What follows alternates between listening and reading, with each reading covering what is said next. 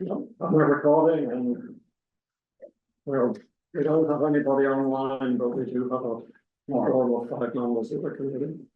So there's even one, Dan Wilson here as well. So, The co-chairs are, we're just starting listen. Oh, yeah. and we're recording. All right, the co-chairs are Ian and me. And we have, we have 6 of 9 committee members. So we have a quorum. Is there someone who would be willing to be a timekeeper?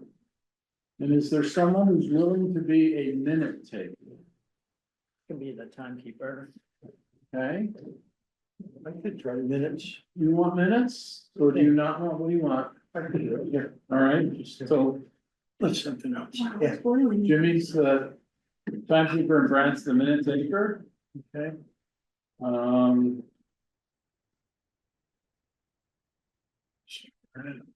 On the screen, do we have any guests? Sorry, what would you like? And on the screen, do we have any guests? I'm not seeing any. No. No, we Okay. just have down here and. Right. Dan is a guest. Comes. All right, Oh, man. we're down at 7, which is great. Chase is on the way. He said he's got a text from him. All right. He says? Yeah. So we bumped along, we've got a minute taker and a person on the hour meter, and we are looking to review and accept the minutes of April 28th. Yeah. And I sent them around again this morning for those, because I had to find them to read them, so I just sent them out. I think, Thoughts, corrections, motion to accept? it's, by German, right? Correct. You did the committee minutes for last time. Yeah. I think the minor correction, Sonia's name, I think is S-E-N. That's all. That's Okay. like for third bullet. Under consideration of applications. Great. Noted. Cecilia was joined. And Cecilia's joined. Great. That's, Is there a motion to accept the minutes? All right, Cassie, sorry about this.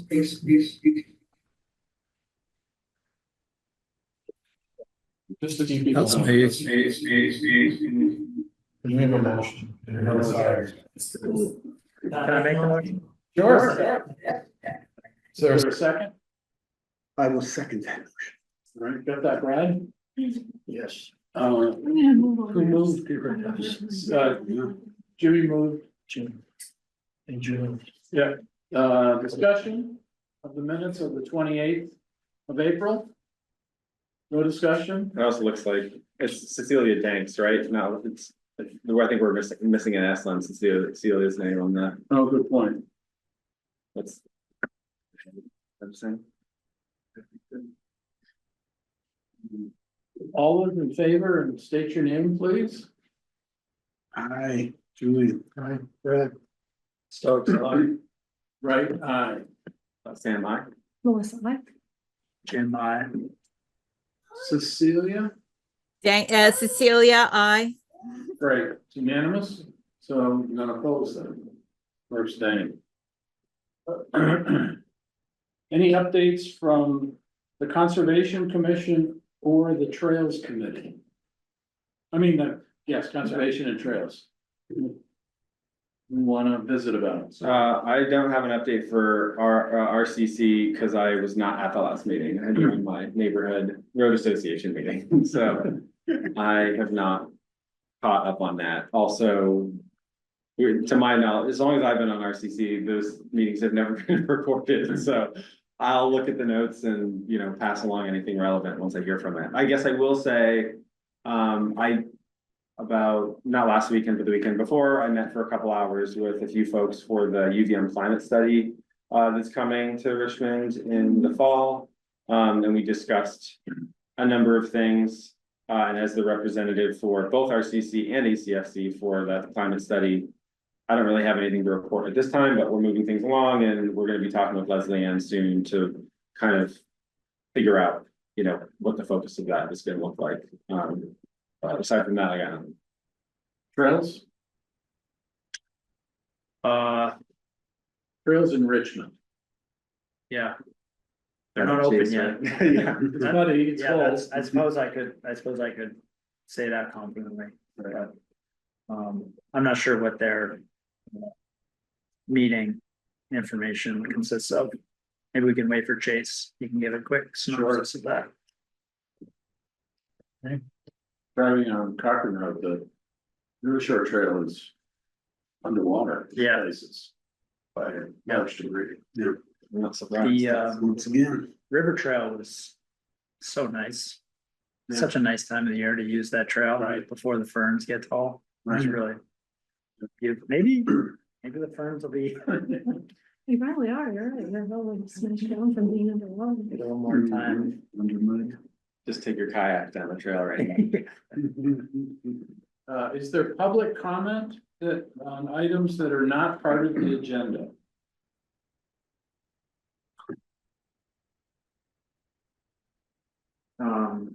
I have some comments. Sure. It's hard to see people on this one. Yeah. It is, it's a small table. I looked over the agenda and I just wanted to say that I think it's really important that we clarify the ecological section of the management plan. Before we finalize the recreation decisions, because that section really provides the foundation for responsible management. It defines the ecological buffers, the zones of influence, and sensitive areas. And I saw draft C of the recreation thing. I think that's one you wrote, Jimmy? Yep. I thought that was cool. It called for avoiding the sensitive zones and ensuring adequate buffers, but I think these areas just need to be defined first so we can have all our decisions be consistent. And the thing I like about the ecological section that Brad was working on is that it's really science-based and it aligns with the conservation easement.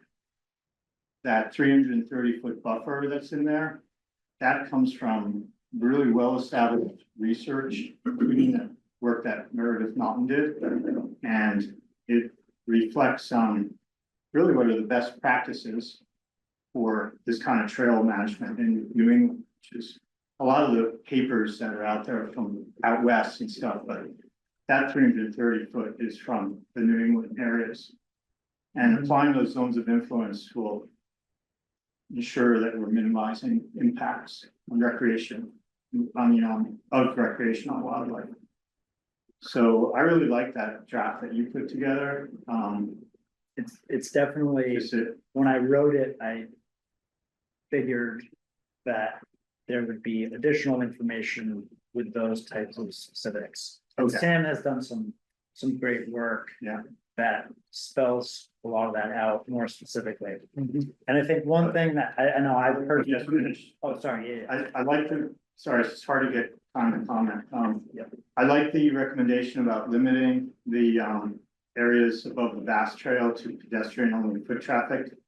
Because I think that recommendation really reflects the core conservation purpose of the community forest. And it really ensures that the most intensive recreational uses focus where ecological impacts will be lower, but protects the more sensitive habitats that are higher up. And really, I think it would help preserve what makes this forest really special, but still provide meaningful recreational access for our community. And finally, I just want to say, like, I feel like this group is so close to consensus, and I really applaud you for that. I feel like there is some clear common ground related to expanding the multiple use trails that are below the vast trail. And maybe exploring a connection to Maple Wind Farm trails. And I just would urge you as a committee to like focus on where our common ground is and try to move something forward. So, thank you. Thank you. Thank you. I could, No, go ahead. I could make a quick, comment with a question to Dan. But we do have 3 items on our agenda, attachments, so in the packet that are, identified as recreation planning. And I think all 3 have kind of a rationale for designing of trail or location of trails, I should say, and usage, of trails on maybe seasonally, changes in their use. So, my question really is, does the rationale laid out in those provisionally recreation sections to what extent would they satisfy your request that trail planning and trail usage is based on ecology? I sort of, my point is, I view those as containing information that is guidance based on ecological concerns. Yeah, so I think they did do that, and that's great. The ecological section to me seems like the foundation, right? Because in the rec section, it's talking about we want to avoid sensitive areas or apply buffers, or all of that is defined in the ecological section. So it seems like whether it's recreation or education or whatever, if you do the eco section first, that's sort of the foundation layer. But I don't want to just derail what you all are doing tonight. It's just, that was just my read on the radio approach. Great. Right, speaking of, excuse me, speaking of derailing, I was gonna try that. Along those same lines, though, actually, Dan took some of the words out of my mouth, so the only thing I'd add is, we were talking about the ecological section last meeting. We've made it halfway through that and then seem to have dropped it. So I was gonna suggest going at that to try to finish that up tonight. And then, once that's done, I think it will make it a lot easier to look at these 4 proposals that are now in front of us, in a consistent way. And then down the road, have some real substantiation for our decisions. When we go on to the next round of approvals out there, Conservation Commission, Trails Committee, Selectboard, and so. When we were, Ian and Brad and I were working on the agenda, Brad, the prior co-chair, and me, the new incoming co-chair, we forgot about that section. Yeah, I wasn't there at the final edit. So it didn't get included. Thus, it was not purposely dropped, it was an oversight. We're at time on that section. Yep. Just a quick thing, for those on the committee, staying on the committee, the ethics training is due June 1st, I believe, is it September? It opens June 1st, Oh, it and opens. it's good until, yeah, but Alright. you have to have it done by like the end of August or something like that. I did mine last week, it's 45 minutes, it's a video. Oh, I'm sorry, there's 2. There's one you can do now, and there's another one that you need to sign after June 1st. So there's Okay. 2 of them. I can hope send I you. did it. Yeah, I think you did the one that I've done already, which is the video, and there's like Right. a couple questions, then you get an email and you forward it to Duncan. Yes, Like, I did that's the that. one that is new this year, and then there's Okay. another one which resets every June. And that one I couldn't do last month because it was too early, but opens in June and you need to have it done by August or something. And is that an online tutorial as well? That's just a document. It's the same one that's been floating around for, I think, years. Well, maybe it gets minor edits every year, By but the town. basically, yeah, you just read it and then you sign the one Okay. page and send it And along. this issue of ethics training should be on the agenda for our June meeting. Yeah. So we've done, sort of go through a checklist of what needs doing and do. Right. Hi, Chase. Hi. We're at 6:15 portion of the agenda.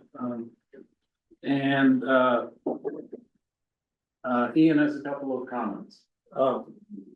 Two or three, let's say. No?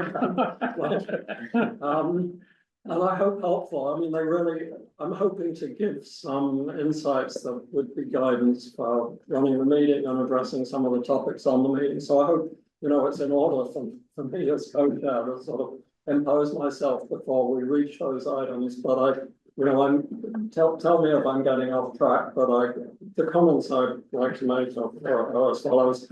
And I start by quoting from the Selectboard minutes of February 16th. Wood says that he understands why the Trails Committee is frustrated because the Trails Plan still isn't completed after more than 6 years. Hill concurs and understands that a deadline might help move things along. Balancing everyone's interest is important. Wood suggested revisiting this with the Andrews Community Forest Committee to present a draft plan at their June 2nd Select Board meeting. So that's what's in their minutes with a request for June 2nd. So I do know that some of our committee members don't expect that we'll have a draft of the management plan to offer to their June 2nd meeting. So we must address the question whether the Andrews Community Forest Committee can comply with this Select Board request for June 2nd. Personally, I believe we should do. A failure to comply would have a terrible impact on our committee's credibility. We do have a quite presentable draft. We're not yet requesting final Select Board approval. Their approval would be requested after input from the Trails Committee and the Conservation Commission and public comment. If we can deal at least tentatively with the recreation sections today, we can offer a very decent progress report.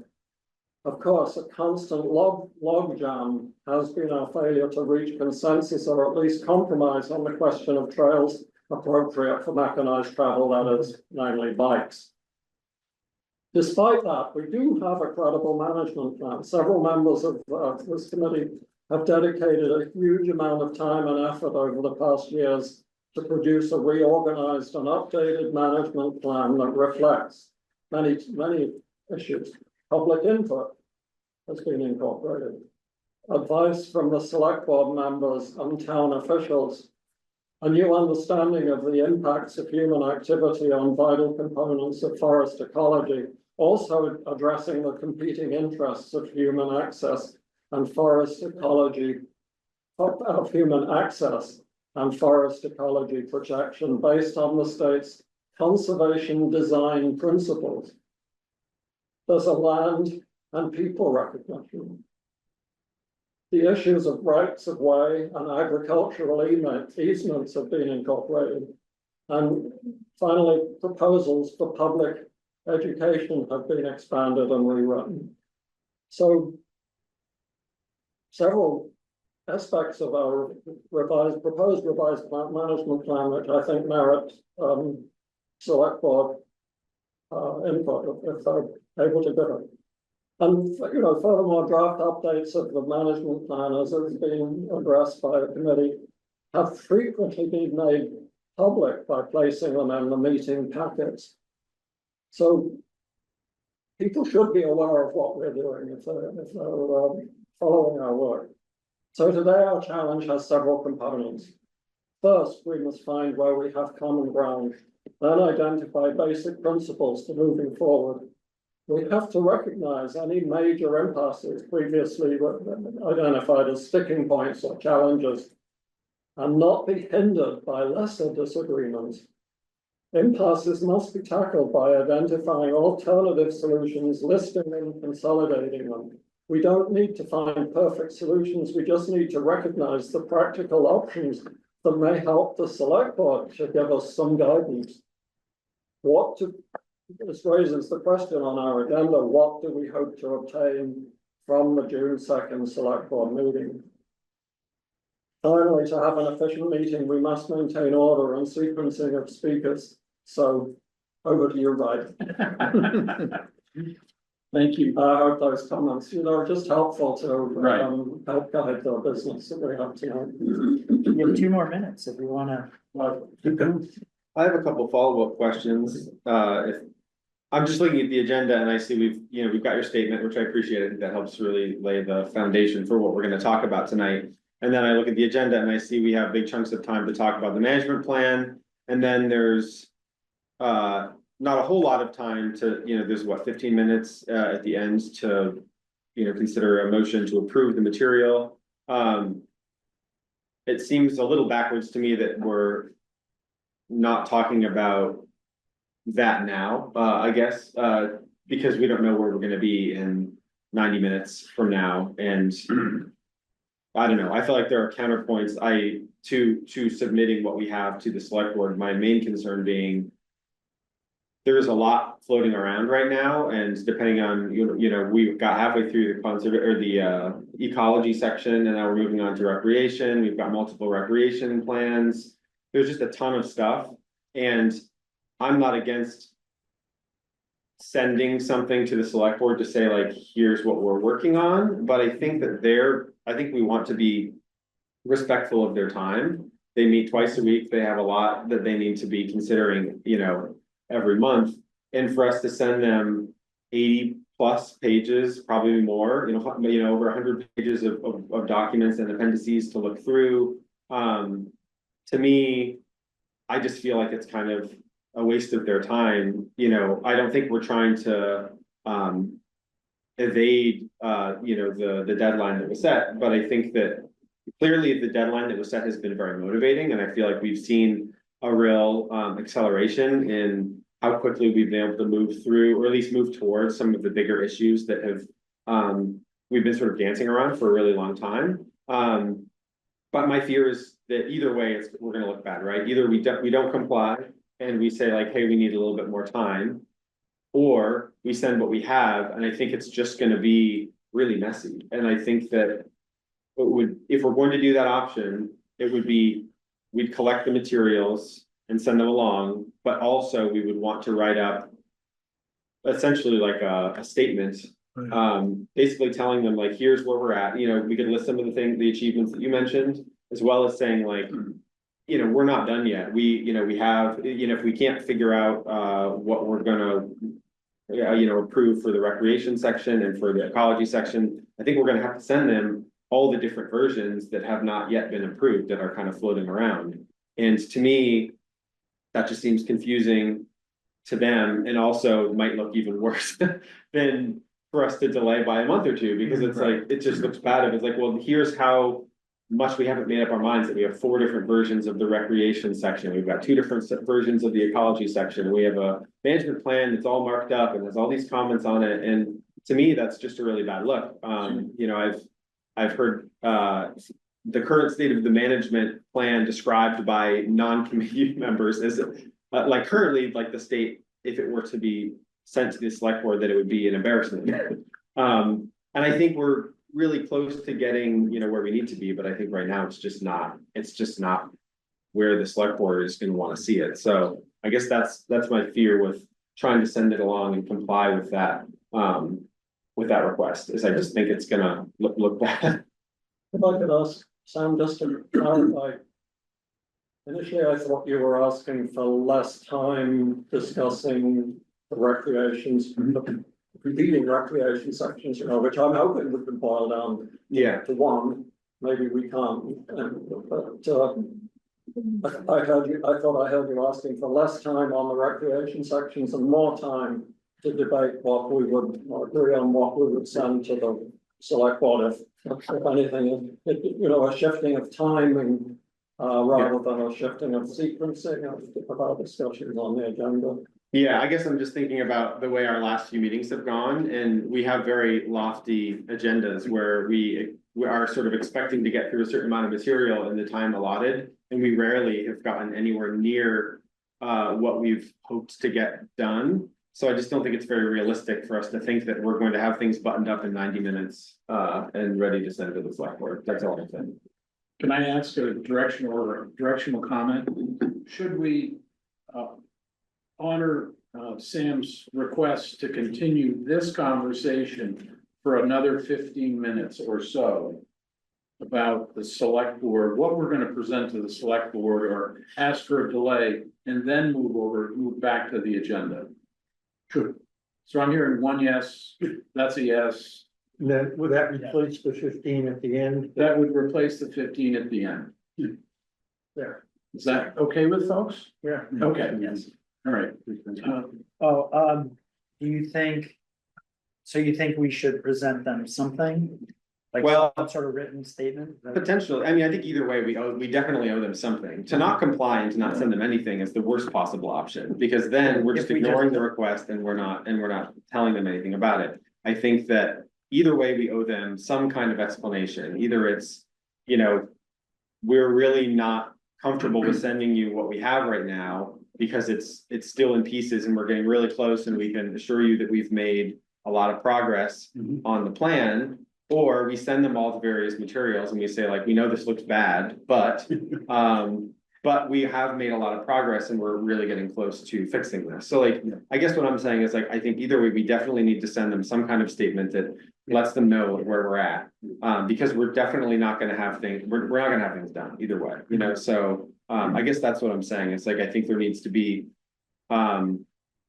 we need to preface what we send them if we're sending them something. I suppose there isn't a harm in sending along what we have. Even if the majority opinion would be to try to push it out until, you know, July or the end of the summer, because if that's the time we think we need to finish the plan, then that's the time we think we need. But to not appear like we're being too evasive and like, you know, we can still send them everything that we have and just say like, big disclaimer here, this is gonna look messy. If you want to see what we've been working on, here you go. I mean, they can still look through all this stuff by just clicking through all the agendas and the packets anyway. I suppose if we bundle it all into like what we have currently, it might be a little easier for them to peruse, but. Great printer. Yeah, right. So, I would be against sending multiple recreation plans to them. I don't think that's fair to them to try to parse out, oh, well, this one has a 100-foot buffer, this one has a 20-foot buffer, this one says 300 feet, like, oh, wait, now we're talking about vernal pools, this one says 150, that's just not fair. I think we could send a memo that compliments them on the requirement for a due date, because it's really working. And then bullet points of where we are and where we're still marching through. I was gonna say deficient, because we're not really deficient. It's just, we're marching through some tough stuff. I actually thought Cecilia saying, also raised- oh, sorry, go ahead. You're Is that muted. me? Is that me? I'm being recognized? Yeah, that's exactly what I was gonna say. Yes, of course, we're gonna have like a cover memo or cover letter saying, this is what you're seeing, this is what you're sending, we're sending you, this is where we're at. You don't have to say this is a big mess. I like what what Wright just said is yes, this was a motivating deadline. We've made this progress. This is our plan going forward. You're free to look at these materials to see how, you know, and include like a selection. Don't have to include all the appendices and this and that. But I mean, we have some documents I think are worth sharing that show progress. We state that in the cover letter. I honestly don't think, Melissa, they're going to go through and read various versions of, oh, there's a 100-meter buffer here and 200 there. I don't think they're going to probably read any of this. They'll read the cover memo. And that's where we say what we've done and where we're going.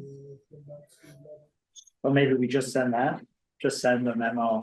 No, I would send the other stuff. There's no, we cannot expect them to go through and look at all our old agendas and whatever was attached to each agenda in the past. We can say, we got to give them a product and say, this is what we've done. That's what they asked for. And then a cover letter of, you know, what we've done and where we're going. I liked your idea, right, which you said along with the notifications of the progress on different sections. We could do a cover memo and then they have a reference to know at least what we're looking at and talking about. If someone really wants to do their homework, they can dig into all the different proposals. I agree with Cecilia, they're probably not gonna want to do that, but at least then it's sort of like a quick guide to what I'm working on. A Robert's rule question. Can somebody draft this? Or some some two people draft it and get it to the committee, can we edit Together? together? No, right? I don't believe so. We'd All right. have to call a meeting, an extra meeting. No. Okay, we can, all right. So do we want to rely on 2 or 3 people to draft this and ship it to the select board for their meeting? Which June meeting? I mean, June 2nd, I think. June 2nd. I think it should be authored and signed by the co-chairs, current co-chairs. is who we Okay. have to see. And how is that different than what? I agree with Melissa, you know, your objection there, how is that different from Well, The those editing. 2 people could write the memo and versus? sign it and attach it to the packet. And versus- not share it for review and edit. I mean, you could share it, we just couldn't. You can share it, but Can you edit? So let's say I write something that, and we sent it out that is, you don't agree with. Is there a way for us to send it out and you can email me and go, right? No, you blew it on that paragraph. you're starting to violate the spirit All right. of open meeting law when you do All right. that. Because Even if you then go the one-on-one, public. Melissa, if it's bilateral, like you to write, me to write, Sam to write. All right, Yes. so I'm not a all writer, you so need I'm is not, I to probably follow should be on community the. law Because you're doing committee business Right. outside of the public meeting by But- doing. I think we can trust we can just empower the co-chairs to write that at today's meeting. I don't think it'll be super controversial. Okay, and limit it to a page and a quarter. A quarter, huh? Okay. Well, how about the page? Page and a half. Limit it to a page. Can we agree on the points that we're trying to hit? Because then, as I feel like as long as we've defined Okay, the general yeah. sentiment of the page that's being sent, then I think we can entrust 2 people to write it and be Fine. comfortable with it, and as long as they generally adhere to that. Right. Because we've already talked about them, right? We're talking about the deadline being helpful, we're talking about some of the achievements of the committee and maybe an explanation of what is included in the attachments. Right. And that they are welcome to peruse them, but that we hope to get them a more refined, or, you know, like get the actual, the draft that we were hoping to have in June by, you know, August, or whatever we think the reasonable date is for us to have that completed. Might be helpful to highlight the sections we are still currently working on, and say these are the ones that are still under consideration. Kind of the next step, sort of thing. I included a very small chart. Is that helpful or not? That's the one I was referring to, that little matrix that you made. I thought Okay. that was. Okay, that nice. wasn't offensive. That was okay? No, I mean, Okay, it's all right. true. I mean, everything's under review, it's true. Right, okay. Yeah. Attach that We too. could attach that, or that's the second page. That's what I was thinking, yeah. Okay, That's what I all right. mentioned, what you wrote earlier. Yeah, so we have that table that you made with each section and its current status. Right, And everyone saw that,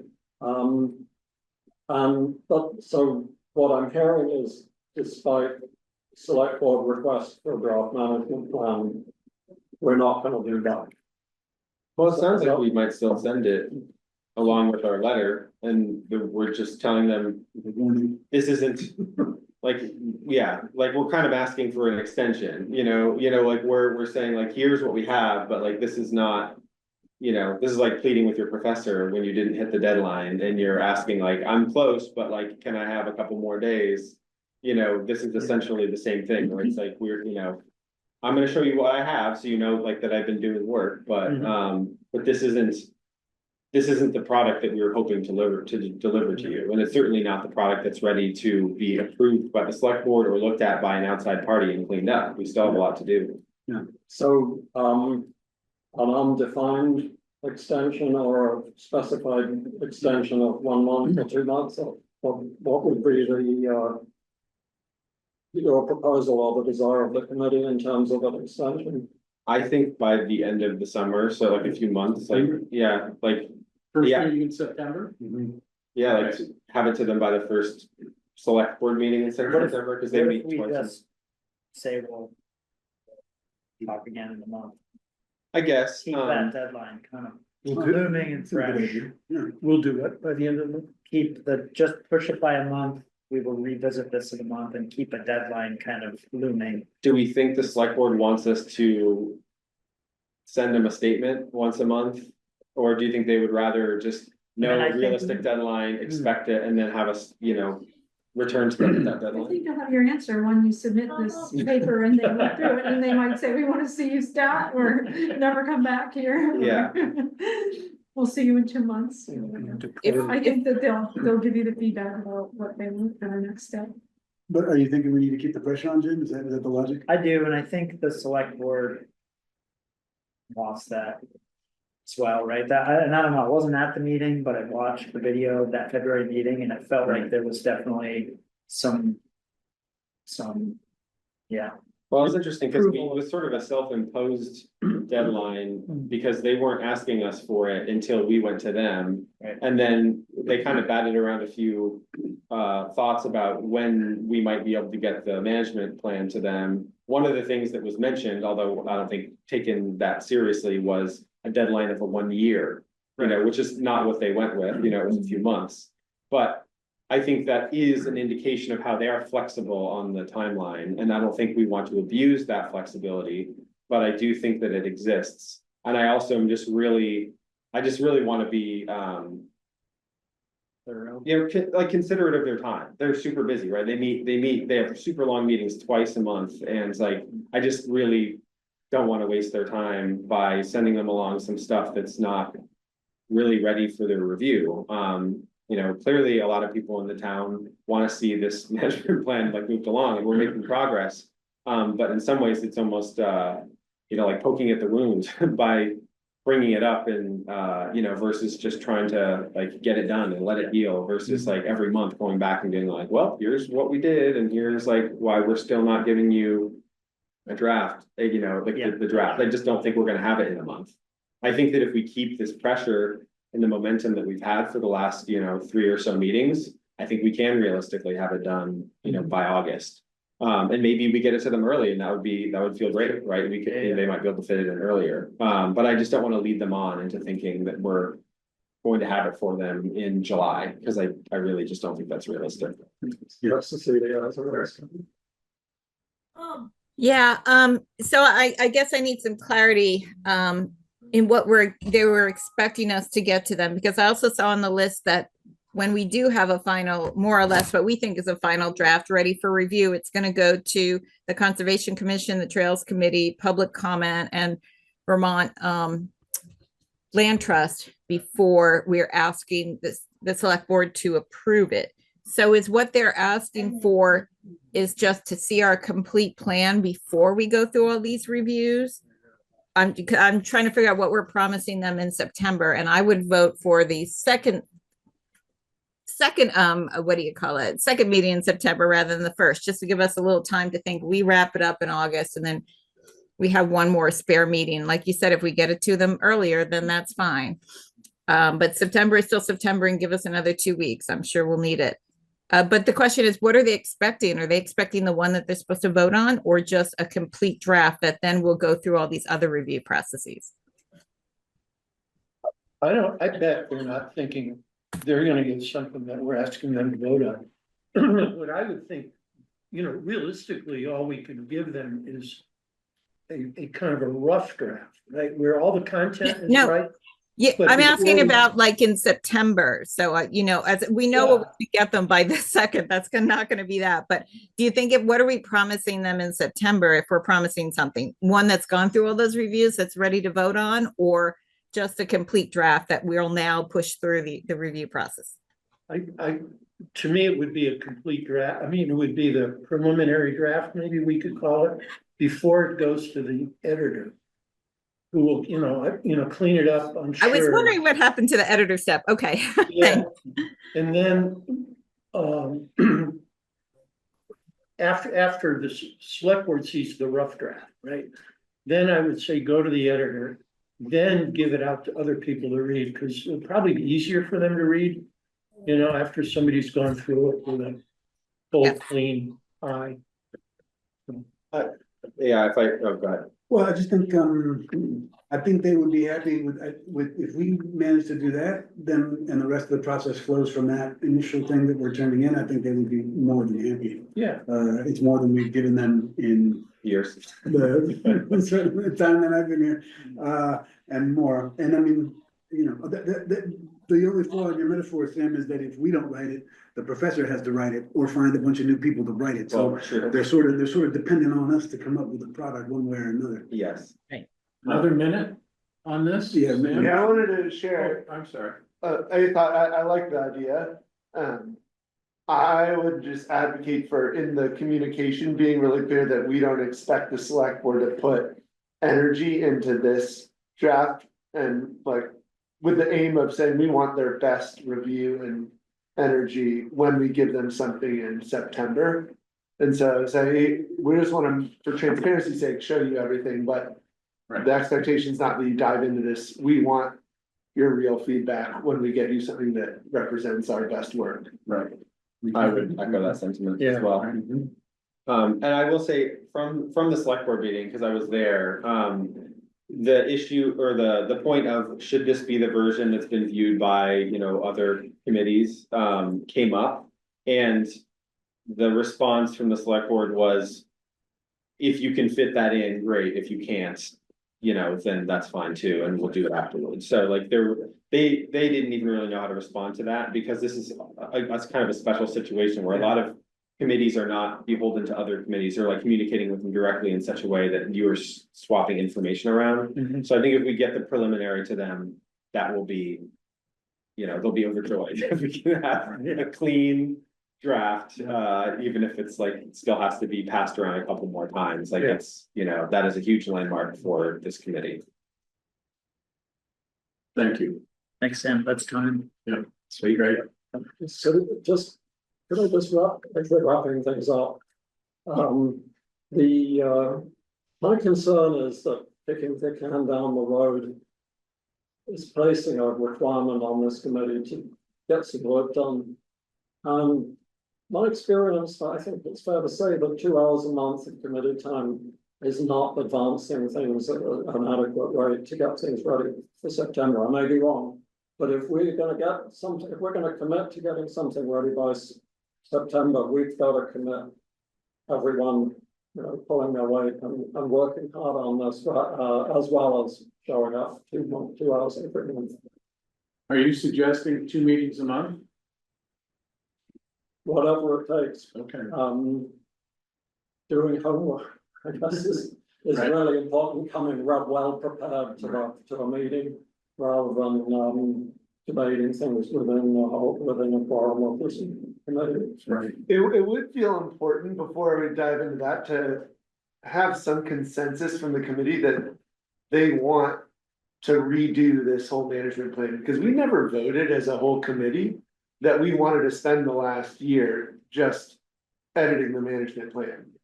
So, Like that came from the select board? Or? no, that came from when the way I see it is right before Ian joined, we had made a decision as a committee to not re-edit the whole management plan, just to work on Cecilia's part and a trail plan and get that to the select board. And we had voted on that, and that was our, Is that, do you know what meeting that was?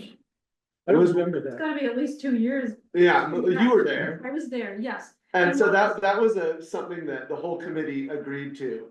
And it was taking all the feedback from the last public engagement meeting and saying, we want to make sure this is incorporated, but we're not gonna go redo the rest of the management plan. And then we shifted towards this trajectory of rewriting most of the management plan without ever voting on whether that's how we wanted to spend our time. The select board hadn't asked us to rewrite the whole thing. And so one pathway could be take a wildlife stewardship plan, a trail stewardship plan. And say those are gonna be, and a trail plan. And have those, but say we're gonna not spend another 6 months wordsmithing the management plan. Cause, or we should at least vote on it, if that's. That your recollection of the history is correct. What was happening at that time, and Cecilia, you probably remember too, people were working on sections primarily for like grammar and just like general editing, not like significant content changes for most of the sections. That's what was happening at that time. And there wasn't, I guess there just wasn't the our pathway forward wasn't saying that everything had to be scripted perfectly in the management plan. And so anyway, we've been on this trajectory without everyone actually saying that's how we want to spend all our time. And if that's the majority, Now, I think we're moving well. Well, it still should be a conscious, like everyone's decision on that's how, what we want to spend all our meeting time on, because that's what we're doing. Right. Yeah. so if, Wait, well, my question to those who were served on the committee at the time that decision was made to submit to the select board, 3 of you, I guess, were on the committee at that time. Why did that not happen? If the committee at that time wanted to submit a current draft to the select board, why was it not submitted? So that was around the time that many committee members were quitting. Yeah, I So think we there was, never, I don't think we ever got to a draft that we felt ready to submit. I mean, it was back when, yeah, there were several people on the committee, including Daniel, was sort of taking the lead role, noticing all these things that we needed to change or that he thought should be changed. And then we decided then, as Chase said very concisely, you know what, this whole plan could be changed, but we're just revising it. We're not rewriting it, and we'll try to incorporate, you know, not just a trail map, but an actual trail plan about how it would be used over time. And then we would have the Indigenous peoples part. My recollection is there was enough comment from the public around ecological concerns related to the trail plan, alternative trail plans, not plans, but maps, and a desire to sort of make sure we were honoring the conservation easement in that document, not just sort of referring to it, but and so then we ended up with an alternative ecological section, and now we ended up integrating all of it. So it's sort of evolved over time, but I don't think we ever had a plan. We said, oh, this is ready to go to the select board, because when we came back from that meeting where we got all those public comments, the question was how to integrate them all. And I don't think we got over that step on this topic. Yeah, that all rings true to me, and I think ultimately, the question of whether or not we needed to redo the whole management plan stems from the same old tension that we have about whether or not it makes sense to put trails to the top and whether or not it makes sense to have bikes on these trails. That's why we had that big public meeting. That's why we've been trying to do this. That's why we got stuck. Brad and Ian thought we should redo the management plan so that we could clarify the ecological section, so that then you could make the trail plan according to the guidelines in the ecological section. You know, the sort of logical, what's the logical way to do this? I think that was your proposal. And so that's what we've done. The truth is, we just keep coming back to the same topic over and over again. And whether we redo the whole management plan, or we're just doing trail plan, or just doing the ecological plan or the conservation plan, is always right back to the same questions every single time. We're just taking different process approaches to get to these questions. Now, I'm not quite done. We had 2 new pieces of paper. We got lots of paper in this process. We got 2 new pieces of paper that are actually quite straightforward and quite simple and short, blissfully short, in the way of your proposal and the one that you made, the late breaking one that you made, Sam. And I think they are both attempts to bridge, talking about those compromise and connecting areas that you were mentioning, Dan, in the beginning. They talk a lot about starting on the lower trails. They talk about doing some monitoring, about making some rules that are ecologically friendly, but that also allow for some pedestrian-only trails to the top. They talk about different places where we could put it, where we are less in those hot spots that we've been looking at for the past X number of years. So I think that the reason we didn't get to the ecological section last time, and I think the reason we won't get through it again this time or ever, is because we have to talk about the trail section, or rather the recreation section and the ecological section at the same time. We will never get through one or the other because they are intimately interdependent. So I think we need to find the simplest way to move forward. I think between now and the next, so this meeting, I really think we should skip to look at Jim and Sam's proposals. I think they can be combined. I was talking to Brad offline earlier today. He was like, I'm a little concerned that we don't have proper scientific notation for the the distances that you mentioned in your paper. I think we can find those. I've seen them in a bunch of different places. I think we could spend a little time justifying it scientifically, because I absolutely agree we need to do that. I think we could do that by next month.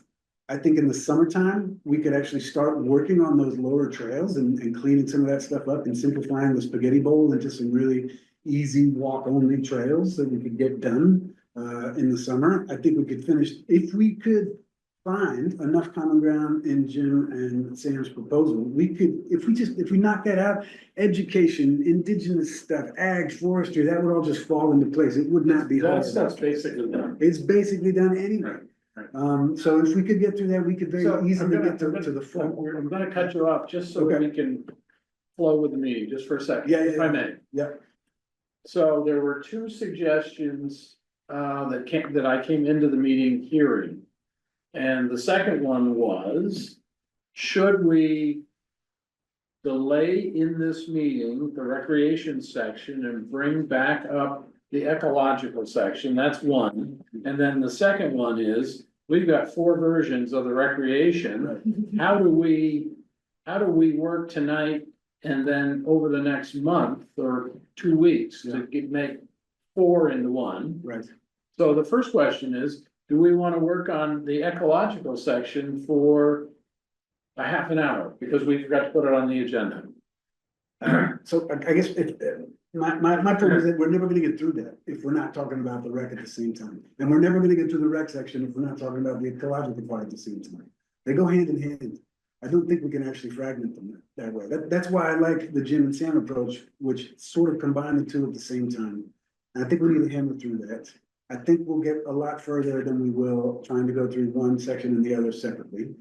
And I think there are other things that we can do, once we get through. I think the rest will fall into place. So my suggestion, you're the chair, I'll let you run it how you want. My suggestion is that we not do ecological stuff first. We review Jim and Sam's carefully and first. I know there's C&D.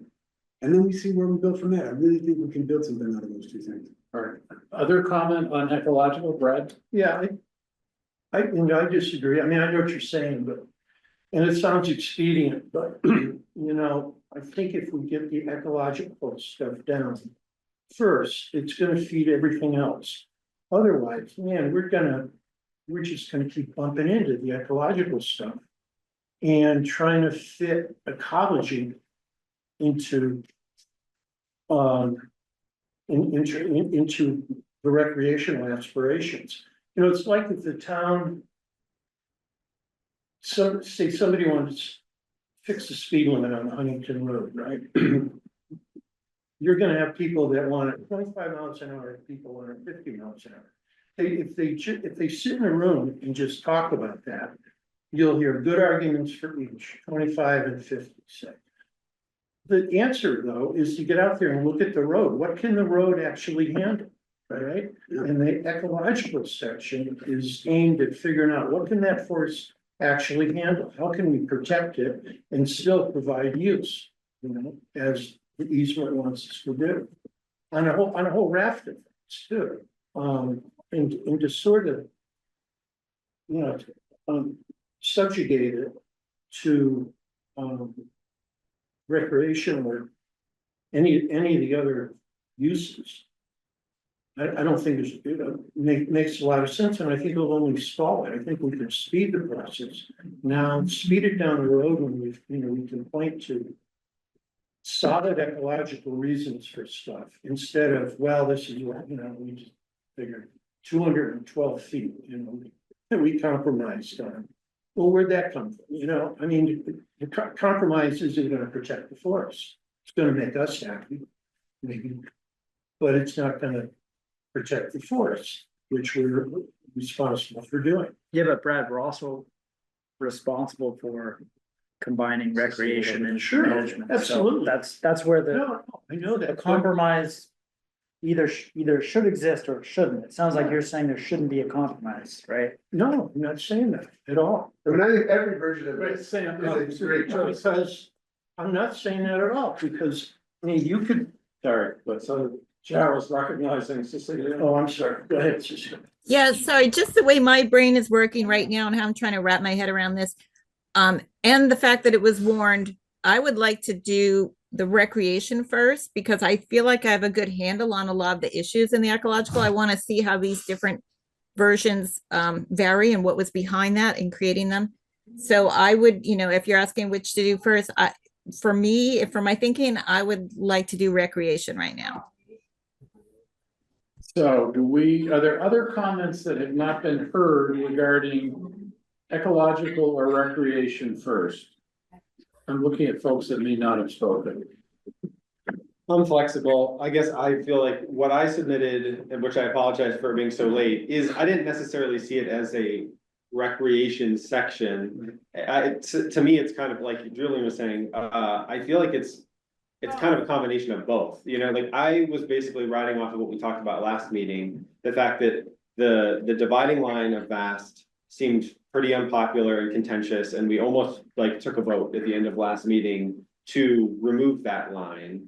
And I was not comfortable moving forward without some sort of framework that we were going to adhere to. And I'm totally with Brad in terms of like, we should have parameters, before moving forward. And so maybe that means we do ecology first, but I think either way, we're gonna kind of arrive at some of the same points because they're both just approaching the problem from a different point of view. So I don't know, it might make sense to take one of these shorter documents, maybe the one that was warned, versus my 11th hour document, and go through the points and then reference, the ecological section, or the recreation section, and then we can kind of use it as a checklist. Like, here's a framework that's concise, that helps us get down to like some of the contentious issues, and then we can, maybe that's a little bit too scatterbrains, but to me, that's sort of like the action list of here are the things that are frustrating people, that are contentious. These are the things that we need to spend our time on.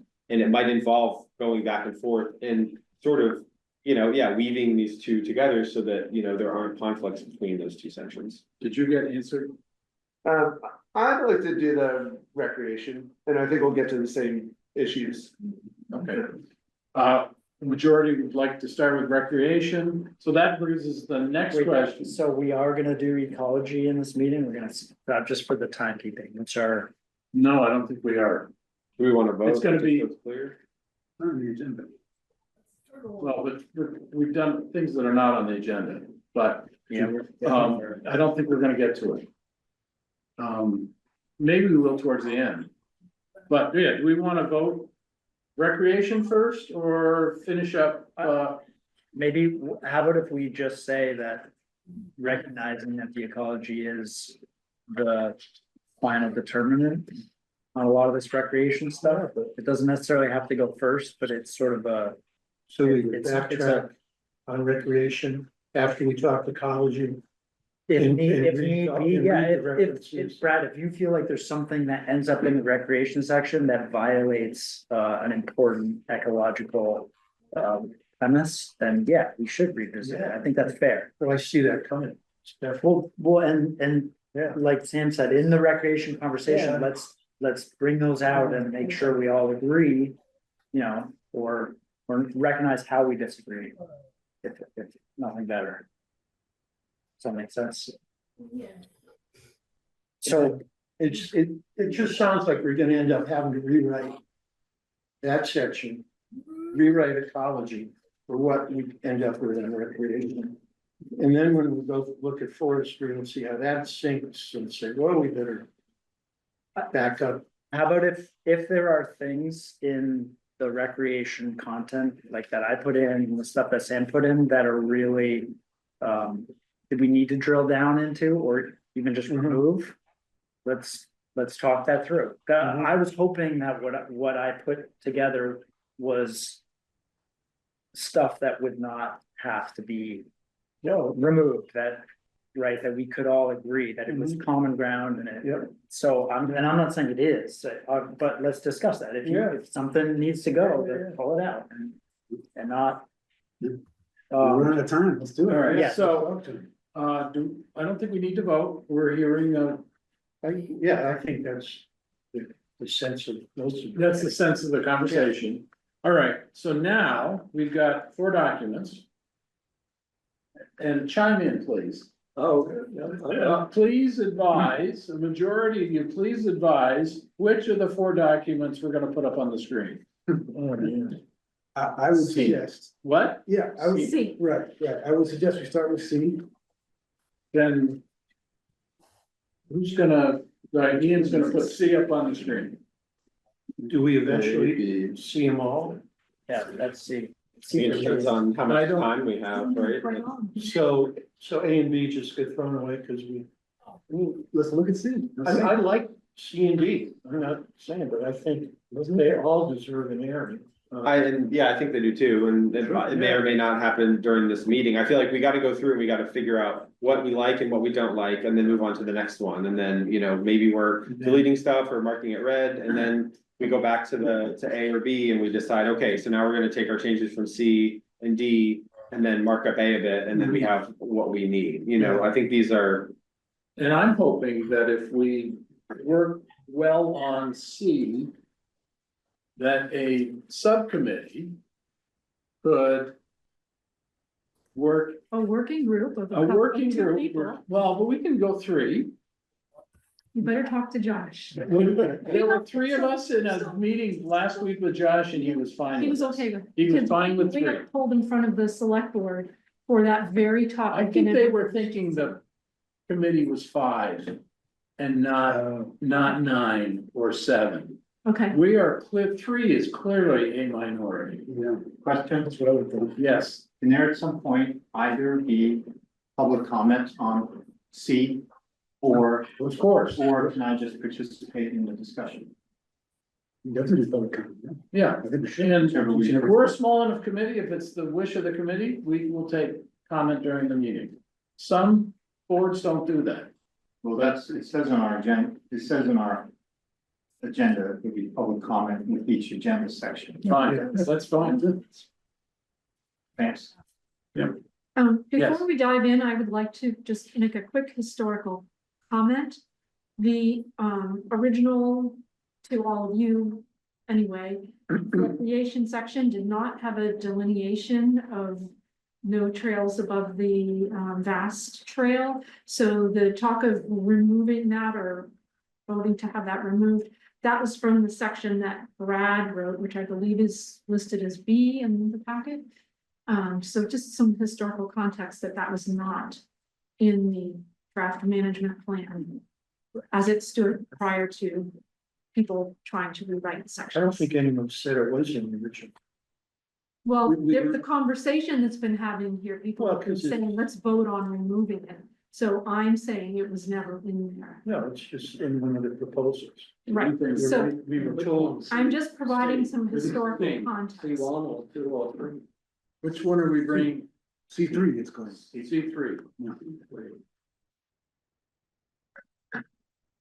Yeah, let's put it up. So, Cecilia's trying to get it. We've got a legacy here. You heard that? It's a common Zoom. It wasn't really a legacy hand. I had a question, but I just wanted to say I really liked A, and I'm trying to figure out the authorship of each of these, A, B, and C. So it's A, Ian, and B.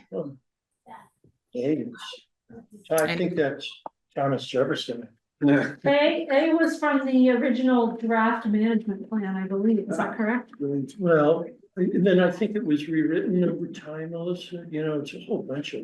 Can you make I the believe you're right, written Brad. section larger, or is that as large as you can make it? So, yeah, I think A was the version that Oh, we okay. had touched, that we started working on, like. Not hitting the square in the upper right hand corner, won't do that? Mhm. After Ian had, Mhm. yeah, So so. this is sort of the There we go. remnants of the original draft. Exactly, but it's not the true original. Right. No, All right, remnants, Yeah. how you wanna do it? Yes, Right? the least. Should Jim walk us through? Should we Right. agree? What do you the wanna do? least altered, right. One at a time, please. But like, The opening I paragraph. hope, as we look at different versions of recreation, I hope it's clear that there's C1, C2, and C3.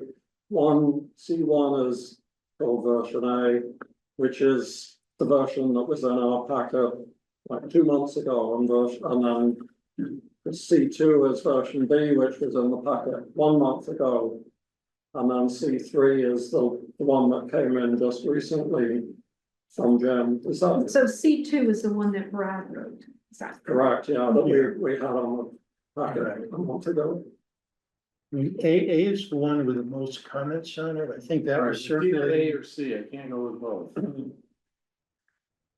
Let's go with what we have on screen, I would say. So this is the third one. Yeah.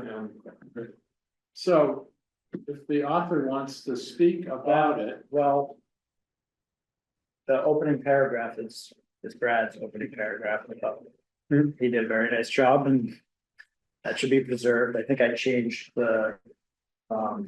Outdoor enthusiasts, you had listed out a bunch of different users, skiers, bikers, walkers, not just with outdoor enthusiasts.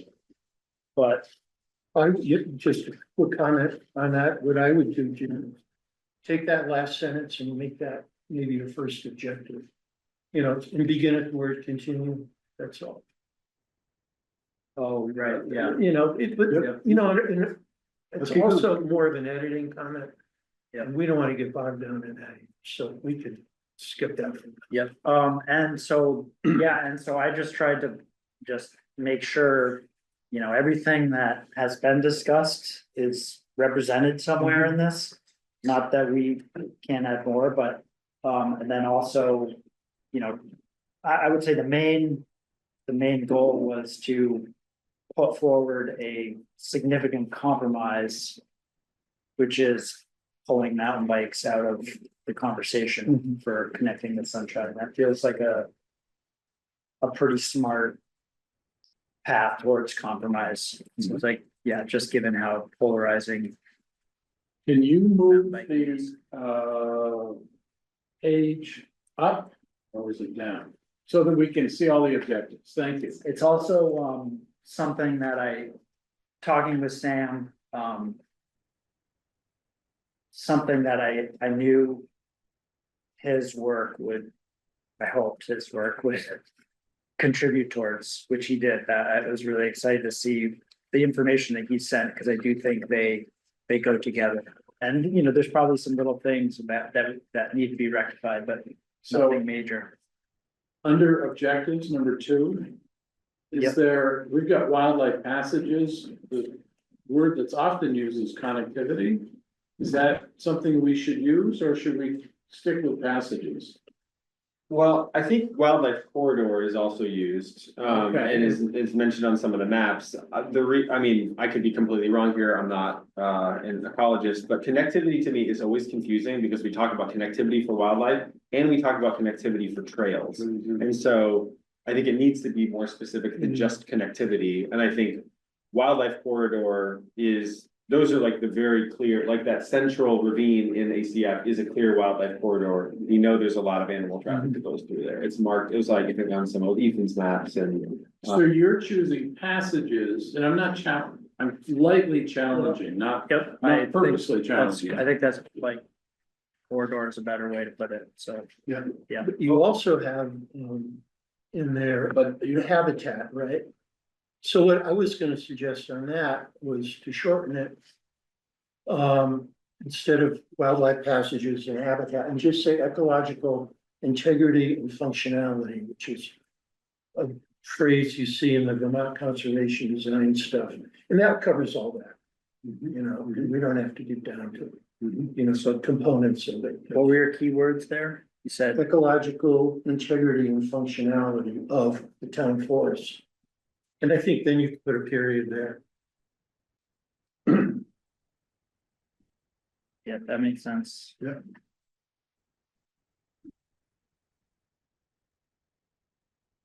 Other comments on objectives? Third one, I'd throw soil in there too, Jim, because that's a component of, you know, the trail engineering. Protect water quality and Or soil and water.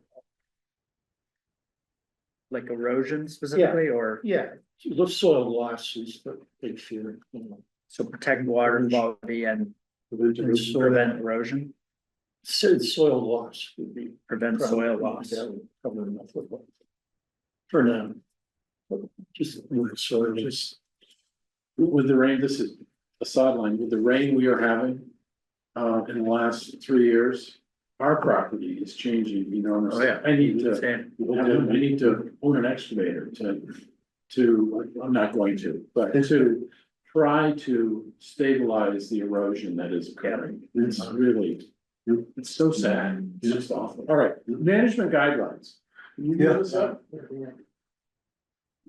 The first one I read in another town forest management plan, and I really liked it because it has a lot of information in one.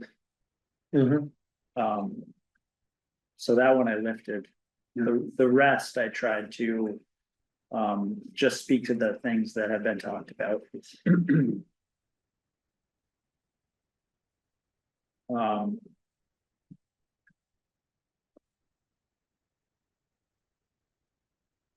Nice question. Yeah. Under the second bullet. Best practices of A&R. Is that a? Is that a more conservative set of guidelines than what the mountain bike association might have? And I'm not sure that they have them. Is that the proper set of guidelines? And it's, I don't know the answer. I was thinking, and I didn't realize that one of the other versions, and I can't remember if it was yours, Brad, maybe you can answer this quickly, or the version A calls out the forest parks and rec. the town forest trail Yes, design. exactly. Yeah, I was gonna suggest. So All that's right, an so maybe we A&R, need to strengthen that with, just say FPR instead of A&R. or Or- the municipal well, trail design, Yeah, what the- Brad just said. Yeah, the Vermont Town Forest Trail Design Guide. Yeah, from I tried, so A&R. I think there's a variety of perspectives at A&R, right? The wetlands people, Sure. the streams people, Sure. the forest parks and rec people, fish and wildlife. Yeah. So I figured A&R would be maybe a little more Okay. conservative than just saying FPR, but we can Fine. No, certainly, I was wondering where it came from. I think.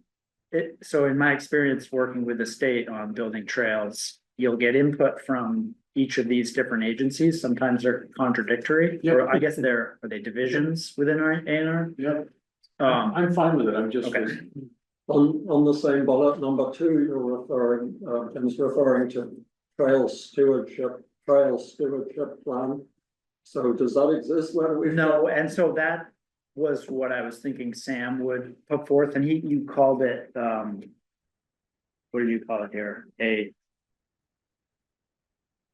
What's the name of your document? Oh, I think it was like a path forward or something like that. Yeah, way the forward. trail development parameters. But yeah, Perhaps. development Yeah. parameters. So, Which, We do have a trail stewardship plan that we never voted on, but Caitlin and I wrote it out.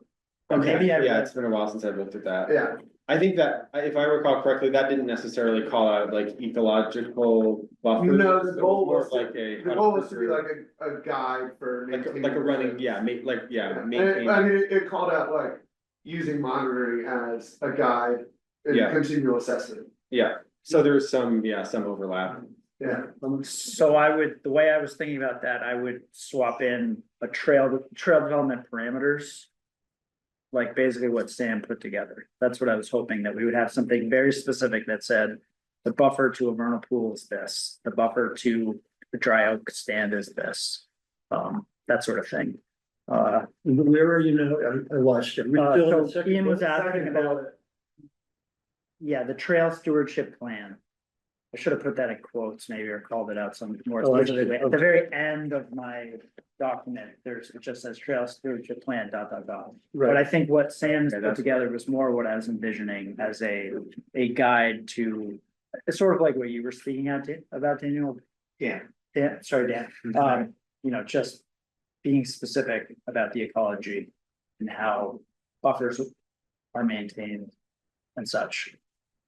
So anyway, that's what. Well, just my understanding of trail stewardship plan, the one that Chase mentioned. Caitlin produced a document like 2 summers ago. And a lot, as I remember, a lot of it was addressing suggested modifications to the Arrowwood plan. And those modifications were incorporated into what's now our version A. And the history there, of course, is that we talked about having a consultant take all the available material and condense it. Daniel offered to do that, make a start on that, then he resigned from the committee and I took over from him, and so all of the, what I was trying to do last fall, before end of last year, was incorporate all that material, the trail stewardship plan, various other things, the public input, comments from public comments. So that's where the trail steward, my understanding of where that trail stewardship plan is. Yeah. The material that is in the long version of version A. I definitely would want, looking at the trail map that was developed by these guys in 2022. I would want to be distinct and be sure that you guys don't think I'm talking about that trail stewardship plan. That's not what I meant. I meant the document that Sam created. That's really what I was intending with those specific words. Or something like it. Or something like it, Because yes. when you wrote this, you hadn't even Exactly, seen what I wrote. yes, yeah. So Yeah. it was entirely separate. Yes. All right, let's keep moving.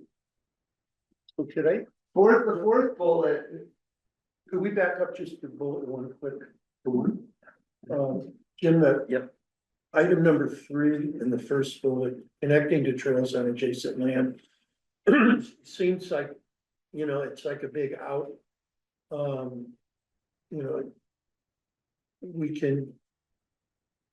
We can create any trail then, as long as it connects to something somewhere. Not sure you didn't mean that, but I don't know, how could that be? Yeah, I mean, strive to connect trails on adjacent land.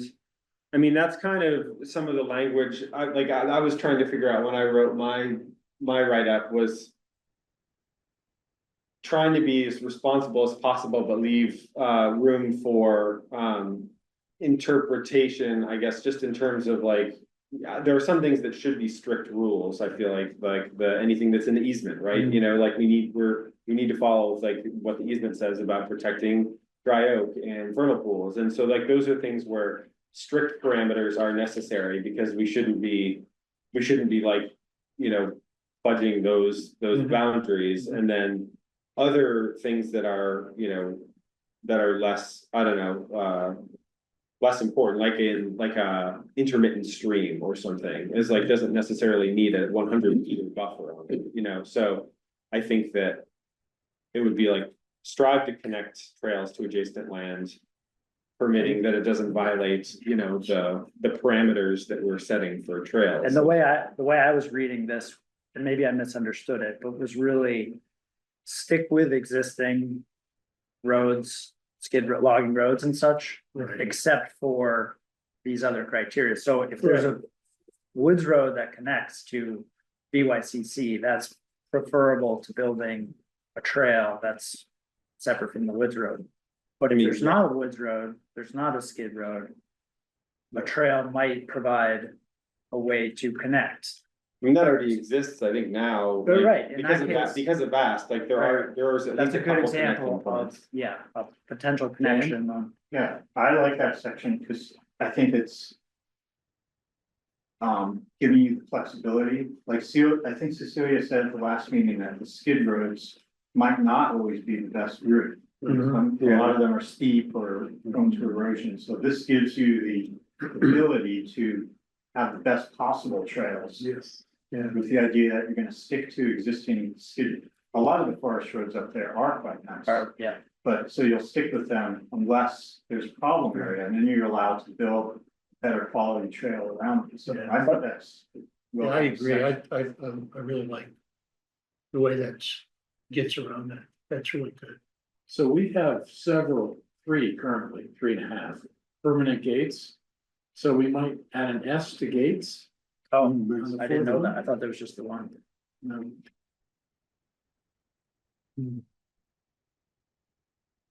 Sure, I'll jump to the fourth bullet. And just wanted to dive in on that a little. It seems like we could still really thoughtfully respect a neighbor's wish not to have trails adjoining their property, but have the trail come close to their boundary and I don't see the harm there. I mean, people don't go, trail users don't go off trail if their intention is to go for a trail run or a bike ride. If their intention is dispersed use, then they're gonna do their thing anyway. I don't think the issue there is necessarily just that, though. I mean, if I had a bobcat den 200 feet away from my property line. You know, and then or a trail on the other side, I wouldn't like it. I couldn't do anything about it, but I think it's a courtesy. I think we would respect that though. It's not saying we would develop, it's just. It seems like as a rule, we should choose the ecologically most thoughtful path on the property, and then if there's a reason to. Not have it there, we would do that, but. As an abutter, please know I'm not asking for that. Yeah, and I put that in with Right. you in mind, right, but I did not solely base it on that. I know we've had experiences on the ski area land where a neighbor that was a hunter. Didn't like the trail being so close to the property line, and we moved it quite far because of that. So, and the thinking here was just that it, you know, it was a large number that would allow for, you know. Recognizing that there are zones of influence that are larger than just exactly where the trail is, so that's all, but it was a number I just picked, maybe we could write that like. You know, a maximum buffer.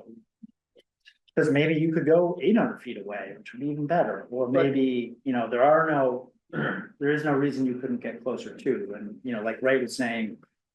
With, you know, his land, the 300 seemed excessive. The football field. Yeah. Yeah, and I So can't, that's that not, was, if I'm on the committee, I can't ask for that, that would be. No, no, yeah, but I think you have. but as a practical, you know, as a practical number, it's just something we'd stick with.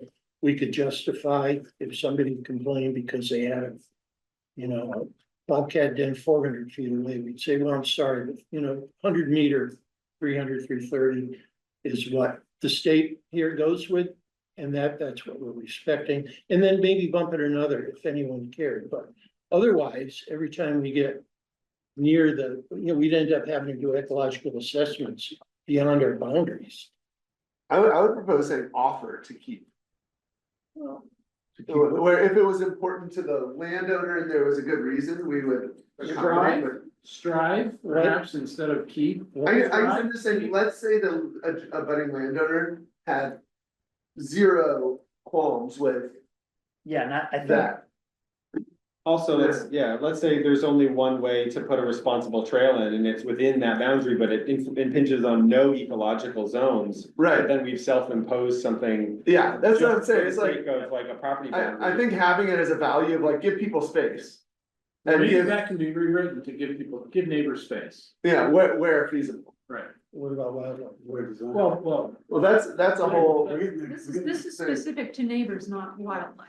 right. yeah, what if we just say strive Yeah. to keep, Right. and then there is a, yeah, kind of a target number that. Yeah. That's a kind of a framework for a conversation with a neighbor, and then I think it's also fair, Chase, that each adjoining property, So you have a conversation.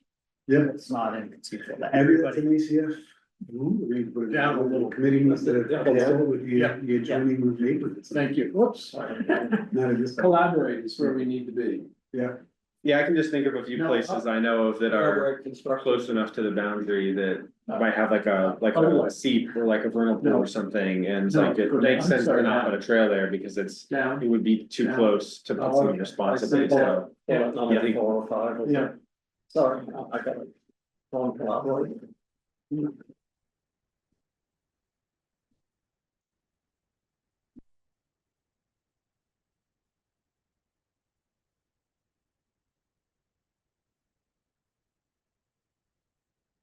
Okay, Now, is there a stronger word than avoid? Avoid, oh, I'm sorry, it's in the middle of the screen on Under collaborators. avoid trails. That's pretty clear. Prohibit, Yeah. Well, I was just, it's a conversation, I'm not, prohibit. Yeah, that's Like, restrict, restrict, because restrict doesn't mean Gives you never. wiggle room. And we wanted, wiggle room. Which one of the word home? avoid. Below collaborate. Well, again, I think ecologically sensitive zones, there's a spectrum, right? It's like, I do think there is a difference between, a vernal pool and a dry oak forest and a hemlock stand, some are more rare than the others, and you might have a way to responsibly have people enjoy a trail that gets close to a hemlock stand, but then is closed in the winter. Right. That could still be done responsibly, whereas you can't really do that with dry oak because that's in the conservation easement, that's a rarer natural community. So I don't think we can necessarily treat them all equally because they're different, right? We don't wanna disrupt some of the, wildlife corridors like that. Those are really important things to maintain. But remember, what's important about the dry oak is not the trees, it's a natural community. Those are natural community buffers. Sure. And you don't have a natural community, you scare the critters away, you have a tree plantation. I know, but I'm agreeing with you. I'm saying that we do need stricter rules on something like dry oak. Whereas like the whole reason why hemlock, in my opinion, based on my research and the science that I've read, is that hemlock is very important in the winter, and we do want to protect it so that we have, deer and turkey and porcupines and all the other animals that use that space. Like, we should be protecting those spaces whenever possible in the winter, but I don't think that there's as strong of an argument that that we need a 300-foot buffer on all hemlock stands during the summer, Exactly, so that's why I'm just trying to call out that if you just say ecologically sensitive zones, like, that's kind of what I was trying to drill down into and what I wrote up, which clearly needs, some work, and some adjustment on like the buffers and stuff, but I just want to point out that I don't think we can just apply one treatment for. could we say everything. restrict trails but finish the sentence with restrict trails, ecologically sensitive zones, ensure adequate buffers and impacts needs areas, and follow the specifics of the trail development parameters, something like that. The parameters of what? What's that? Follow what But call out Oh, trail the- development parameters, Oh, that's what you were talking like, just use this as kind of like, okay, this. Management guideline will lead you to the more specific, which are in the management plan itself, right, to be will be in the management plan itself. full I fledged. agree, but I think also we probably don't need to repeat ourselves that often. That's There's a lot of rules that we don't need to keep referring back to. That's pretty clear. Avoid trails and sensitive zones, and then we're gonna have another section that's more specific. And remember, I suppose it depends on what the purpose of this document is, right? Yeah. If this is going to become the recreation section, right, or if it's going to be, a separate set of guidelines that we would give to like a trail designer or something, Yeah, because yeah. if it's going to be referenced on its own, then we do need to be specific, because otherwise they might miss the point on some of those like finer details, but that's. we also don't want to be redundant, so like, Right. yeah, I don't know if we could just link to like the ecological section where it's like, here are the zones and here are the buffers. Well, remember what Jim was saying earlier, that this is meant to be used in conjunction with something like the Penn-Chu submitted. If that's the case there, it should be the case throughout the whole document, so Yeah, that's why I think. And that's also why I said we should look to combine Jim's proposal with yours. Okay, so, yeah. And I think so, if we're gonna do anything like that, or we're gonna have a separate document that this will refer to, we will constantly be referring to that other thing, understanding that this document is not enough to stand alone. Yeah, I agree. And- That language seems consistent with Meredith Notley. Yes, Paper, that the word avoid, I think it's good. Can we move on to designate? yeah, Well, I think this bullet is calling for. It should be expanded in two respects. One is what's been discussed, be more specific about, or refer to some specificity about which sensitive zones, whether we're talking about hemlock or intermittent streams or whatever. But also the issue of the human impact seasonally. Did I hear that the human impact should be specified as, well, conventionally winter versus summer, things like hemlock. Isn't that coming? I think there's a different prescription per zone based on, based on the season. I know that we're probably going to just sort of blanket protect the dry oak because it's in the easement, so we're probably not gonna mess with that at all. But for example, when those mass trees are producing acorns for bears, like you absolutely would want to protect it at all costs then like hemlock you would want to protect in the winter. And so I think that maybe what we're getting at here is this general ecologically sensitive zones could stay as is, and then maybe there's a separate section that's literally just titled ecologically sensitive zones, and it's like boom, boom, boom, here's the 10 different zones we know of in ACF, here's the buffers, and here's why the buffers exist. And You can get back in your section. That's what you said. so maybe it just links straight to the ecology section, maybe it's a separate section, I don't know. So, whoops, excuse me. So if we start adding all those things into here, I like what you're saying, because the beauty of this is that it's short and so is yours. And we had talked about that, Jim had talked about that, keeping these short and then the details are going into appendices. So if we start adding it all back into here, then we're just recreating the messes that we've had before. But we could just say as specified in the ecological. That would be great, that's so good. Yeah. Okay, designate, next bullet. So I have a thought here because the vast trail loops down so far in the middle. It's a cumbersome word or set of words, but northerly of either the vast trail or the power line right of way, because the power line right of way is now an industrial site that would easily support mountain bikes. It's just it supports tractor trailers. I'll try to draw that. Right, so that's my thought. Yeah, I think this is gonna be crude, but tell me if this. It's a U kind of, So it comes along here, and then it dips, yeah, right, and this is the fast trail, right? And then it goes off, right. and then the power line, It's below it and right, go an inch below your red line and draw across. so Right. this is power line. That's the power line. So northerly of the more northerly vast trail or power line right of way. So in other words, here, That would be mountain bike where the two X's are. you gain this for rent, right? For bikes and stuff. Well, Don't draw. Don't draw arrows. Yeah, don't draw arrows. Just What is Take that off. It's right here. Right, But you would gain these X's as well as you're saying.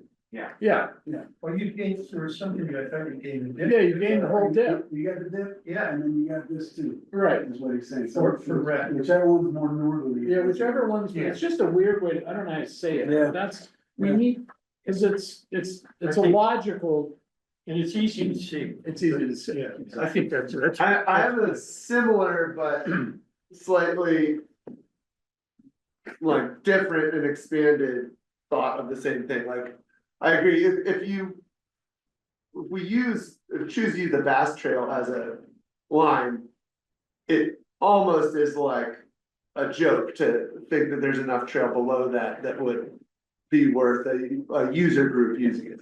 Right, I was thinking taking the line where the vast trail enters and leaves the property in a straight line so across. take Brad's and put arrows or put lines up, because it's, So, let's say, so this is property boundary here, right? right, And so if this is the vast trail, I'm gonna have you start over. so I'm gonna say the vast trail Yeah, does this, right? Yeah, And the power line is here, right? right, I would propose the line be Right. here. So connecting the points where the vast trail enters and leaves the property on both, and the reason that. Is that helpful? Yeah, so it'd be from here to like about about here? No, It's up, It's up where that king up, is. up, on the left, go up. No, because if it Oh, comes here. it's No, really- Further, no, it's further up. This is the back, right up here. Yes, Yeah. Exactly. Yeah, so you're saying from. Well, yeah, I was saying, I think it would be a big win for the community, the trails community, to say, all right, if we could include some of this, it would seem like it's actually something that someone would go ride, right? It would be, I don't know, worth a trip over there. My concern is looking at the map with the ecologically sensitive zones. If you draw that line, you're literally including many of the things that we're trying to avoid, which is oak stands and slopes and the wildlife corridor and. Well, I'm not saying a trail goes through there, I'm just saying using the same guidelines. So why designate it if it's all like sort of, Difficult. if the parameters are laid out in such a way that we can't develop any trails there, then what's the point of designating that as a place that dogs and bikes can go?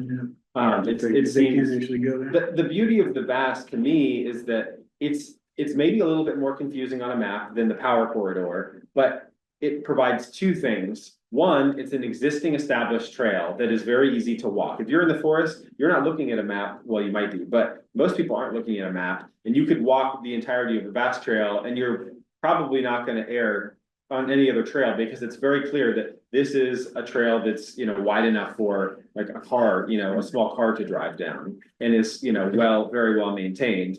Also, it currently connects to, I believe on the one side, on the eastern side, it already connects to BYCC.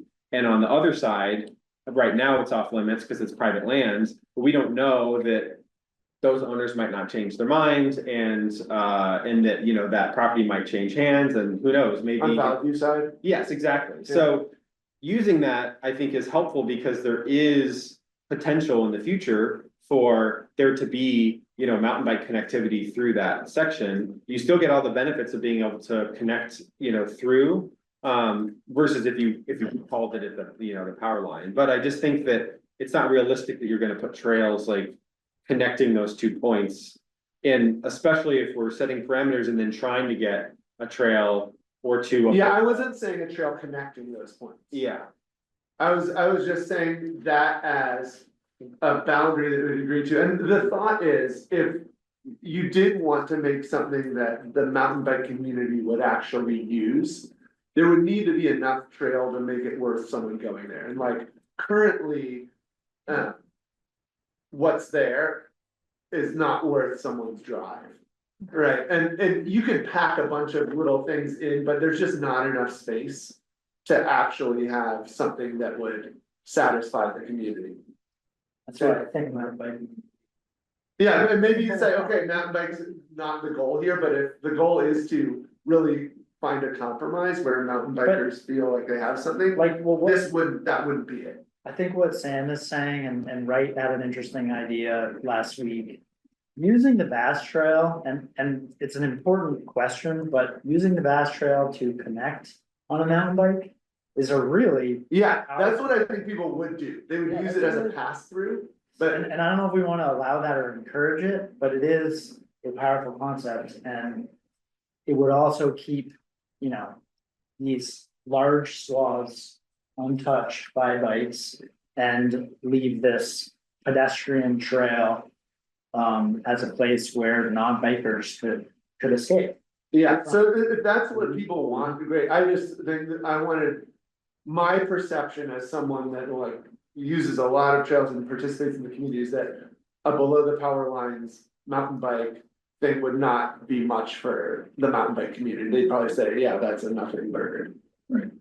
Can you expand a little bit, please, on the idea of mountain bikers using the vast Yeah. east-west Well, versus them wanting the connection to Sip of Sunshine? I don't have a way to evaluate that. Would that be received really poorly? Would it be received well? What would be the I tried to connections? do, some outreach on that front, and I think, the synopsis of the mountain bike perspective is basically that they see the logic in a pedestrian only trail that connects to Sunshine. They would hope that the conversation about biking in the town forest would be something that would continue, but they would support a pedestrian only trail. And I think, there was further talk about like, yeah, that's probably not, how was it put by, I forget if it was Mike or Merrick, those were the two guys that came to our meeting there in the fall. There'd be less appeal to our constituency to help build that trail, but people would still come, people would still support it and, yeah. So does that make sense? Yeah, I was just trying to go read. I have no idea how that would be received. So if we're talking about it, I just wanted to hear like. How would that be received? What would its purpose be like? Yeah, I think. The converse to that, the trail runners and hikers that I've talked to were really excited about the idea of a pedestrian only trail. People who I thought wouldn't really, like, a woman who is a trail runner whose husband is a mountain biker. She was really excited about it, and she was surprised that her husband was less excited about it. It definitely, there's a lot of polarization that happens over this. This is subject, spreading into marital relationships. but it reinforced to me that the walkers and the hikers and the runners would really appreciate having a trail where they didn't feel like they were gonna get run over by a bike. So, does that make sense? But it does beg the question about the Bass Trail. Is that a potential bike corridor? Would it be problematic to have pedestrians and bikers on the Bass Trail? I mean, it's not really steep anywhere, so, but It's wide. it's wide, so, but I think, One little hang up, it's wet, but we're gonna have to deal with that, but yeah. it's still. I think that's a really compelling concept. A quick question, the utility road, right, between the points, the east and west points where it intersects Vast or vice versa, is that writable too? So, so if you leave the landing and you head up to the power line and you go right, Yeah, let me see. Yeah, it's gravel. yeah, that's a pretty easy. But then it stops. Yeah. And you go downhill to get to the Bass Trail to the east. But that could easily goes through what is a fenced in area. It's currently not pastured, it's just fenced. But And I think it's drawn as a trail right now, or as a, right? I've driven it in my tractor. But I mean, It's even on there. the town forest map, it shows Maybe. that as a, Yeah. I have a picture. Can you bring this up? I can't. To be a viable trail coming out of Valley View, it would need switchbacks. When it going up. Oh, yeah, for the power line trail? Yeah, Yeah, well, yeah, I think what would happen is, if that was ever on the table. There's no reason you would go that way when there's an existing trail that Velco already uses to get between those 2 points. And it doesn't change which lands you go through, right? Either way, you need permission from the owners of Valley View to do that. So like, why would you try to build this crazy switchback trail up underneath the power lines when you could just go uphill? And then like do the little, like there's already a trail that's like in place that would require any work. okay. I've ridden up the power lines and like. It's not that fun. No, That is shown on the map, right? That Right, okay. just connecting Bass Trail to here, you can look at it. I think also like, these diagrams are like, I don't think they're correct in that like the bottom of the U touches the power line. I don't think the power lines cut through the actual Bass Trail, do they? They do. They do? They do. I guess I misunderstood where the Bass Trail. So this is the Bass Trail. Oh, I see, gotcha. Yep, so my thought is in the narrative, say it goes like this.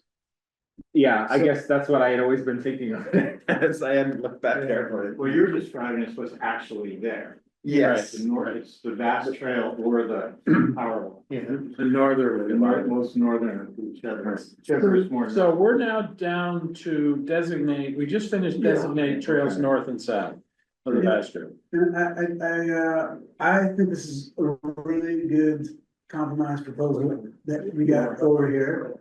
I would like to see a condition in one way, which is to say that, if we can get that back up there in, The narrative. the document, yeah,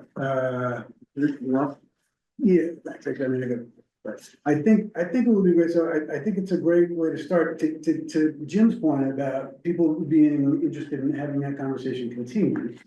Brad, you and I, we're talking about setting a baseline, doing some monitoring based on that baseline, and not rushing into building before we got that baseline. I think that is wise, and I also think that I would set some sort of parameter for like, you know, initially north of the Bass to be pedestrian only, and then, you know, other uses subject to review of the baseline and monitoring plan. So that we're making decisions that could open up eventually to bikes, but only if we're looking good on our monitoring plan and our baseline. You know, I mean, so like, we start just like this. I don't know what amount of time. We have a baseline that's ecologically driven. And then we're monitoring that to see if, first of all, pedestrian traffic has an impact. And then, if it ever makes sense, try some bikes out. We have that original baseline. We can always go back to no bikes after that. If we decide to go, if we ever decide to go there, we may not. But if we did, we would have to make sure that that baseline stays really. So then it becomes, which is fine, Yeah. it becomes oversight and management and police work. Well, community work, I would call Or it. just trail use monitoring. Trail use We monitoring. could do a game cams and, Yep, okay. yeah. We're at Bridges? So did we decide on the vast like power line thing? Did we? I mean, I do wanna bring back my point that I would agree to move this thing forward, and I think it would be saying goodbye to it as a place that the mountain bike community could enjoy in the near term. And that would be a decision that we do make.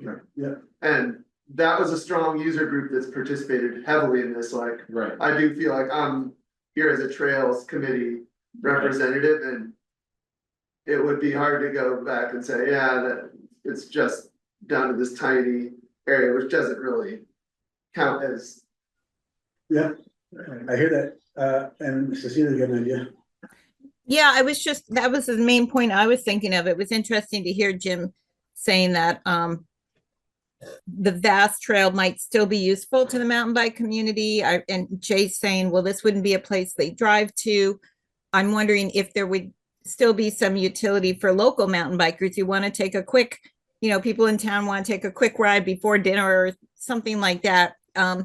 Whatever they could connect to with the vast trail, still make this a nice place where they could go park, jump on the trail and have a nice ride for, even if it's not a destination spot, if it served a local need. Would that be true? If we stuck with the vast trail, allowing mountain bikes, but not above that? I think so, yeah. Yeah, I mean, you could maybe ride up Urbanic and then over the vast trail and down through VYCC or something. Maybe fat bikes too. Yeah. How long would that take you? Attractive when we went to. I bet, Chase, like 10 Well, not you.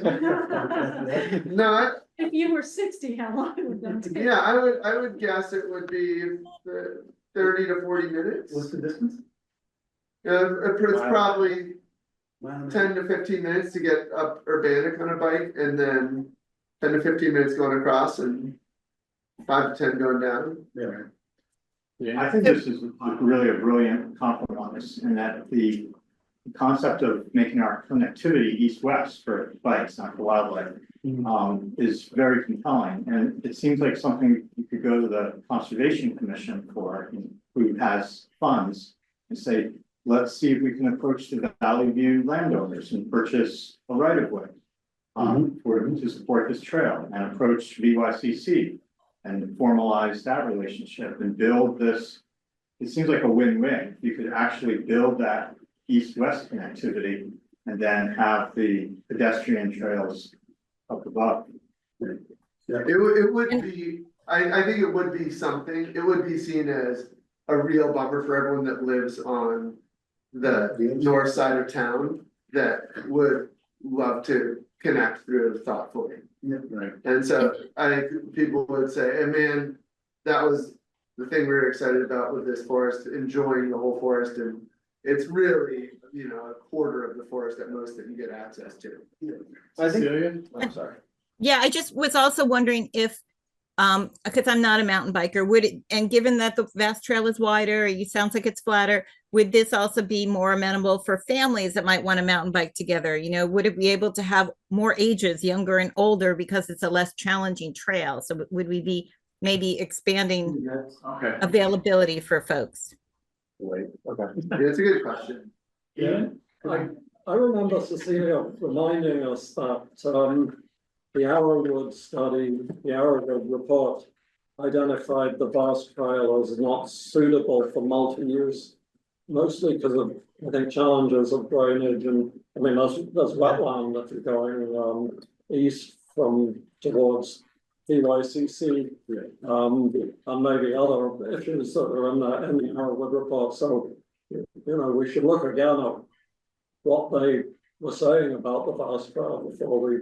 But they also, whether it's suitable for mountain bike. they also specified trails that were gonna require 19 boardwalks and X number of bridges, so. You know, it was like bridges are okay up high in the new virgin area, but we can't use the vast trail anymore because it needs bridging. I mean, to me, the one thing I can remember from Erwood, Dory pointed out that. Like any wet area, it probably requires a state permit in one place, some wetland stuff. But you know, that's not impossible to get, you know, with good stewardship, we can do it. And Sam. I have a couple thoughts. So one, I think we are kind of arriving at this, I don't know, it seems like we're all talking about the same thing in that it's almost either we need to change the way that we're writing out this like vast language, or we almost need to identify a new name for what is vast until the power lines, and then, you know, power lines back to vast. Right. And that is what is suitable for bike traffic, not the lower section of vast. And also that provides a little bit more flexibility for the bikers and for the dog walkers, and then still protects the northern section of the forest. So I think that's item one. And item two, to respond to some of your comments about the bike traffic, I think the hope is, you know, I know in past meetings, we've kind of talked about trying to get trails in, like in good faith. And I think some of us have been uncomfortable and want like stricter parameters. I would consider myself one of those people. But part of what I really like about what Jim's proposing and what he's mentioned like last meeting, what's in here with the no bikes above this area to start is that like there is some level of compromise sort of on both sides, because I feel like on one hand, like there are people that, you know, were arguing against ever having, you know, even trail development above the vast trail. And now we're kind of reevaluating. And it's the same thing I feel like with life, you know, so that's like, you know, I guess the conservation side sort of like ceding some grounds. And I feel like on the other side, this is not what the bike community wants either. But ceding some ground there allows for some compromise. And maybe if we build the trails, you know, if a trail or two trails go, you know, above vast that are designated for pedestrian only and they're monitored for some period of time, that maybe there is a chance that we could consider bike traffic at some point, continue monitoring, and then maybe decide, hey, that was the wrong call. You know, I think that we have the resources, especially with the Town Conservation Reserve Fund. I think you can make a very strong case for spending, you know, a $5,000 budget on trail monitoring stuff would be very generous, like in terms of being able to really, really monitor that carefully. And yeah, what if we set that up this summer or something, and then got a big, you know, period of time for that baseline. Some tracking. Yeah, exactly. Yeah, exactly. Through like one entire season, right? Because you want to get fall for bears and then, you know, bulking up, and you want winter for the deer, you know, and you want in the bobcats and whatnot. So I don't know. I just think that everyone's potentially giving something up here.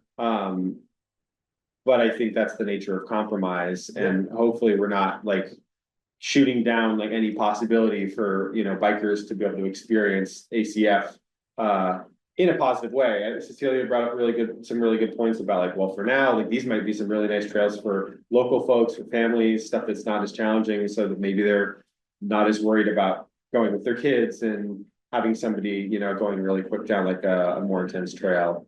But I do think we need to fix this verbiage around vast to power lines back to vast, because that's confusing and. Yeah, I like that Yeah. concept. Yeah.